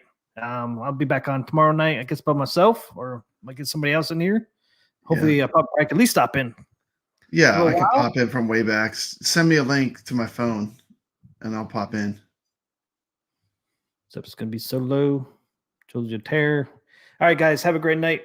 Take Have care. a great weekend coming up. So stay legit. Stay legit. And always block console fanboy.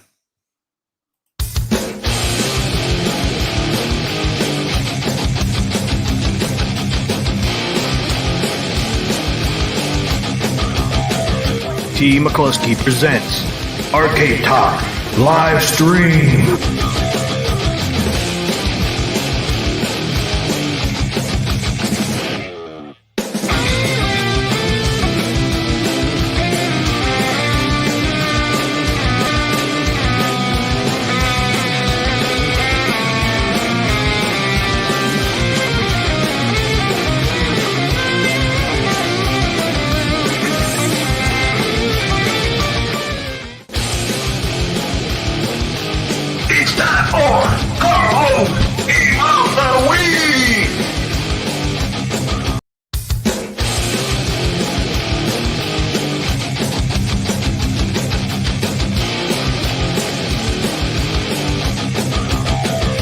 T. McCluskey presents Arcade Talk live stream.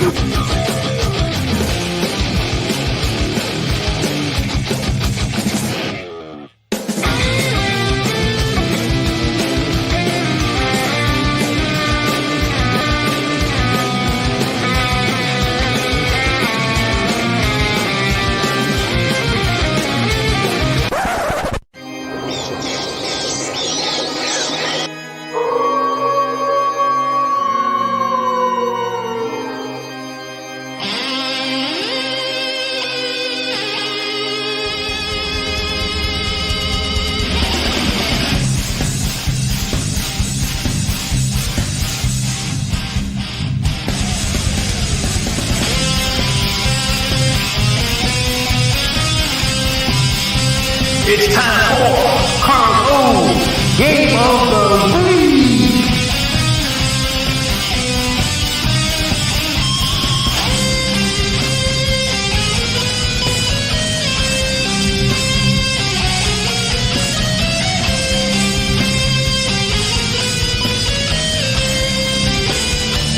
Welcome to Arcade Wars.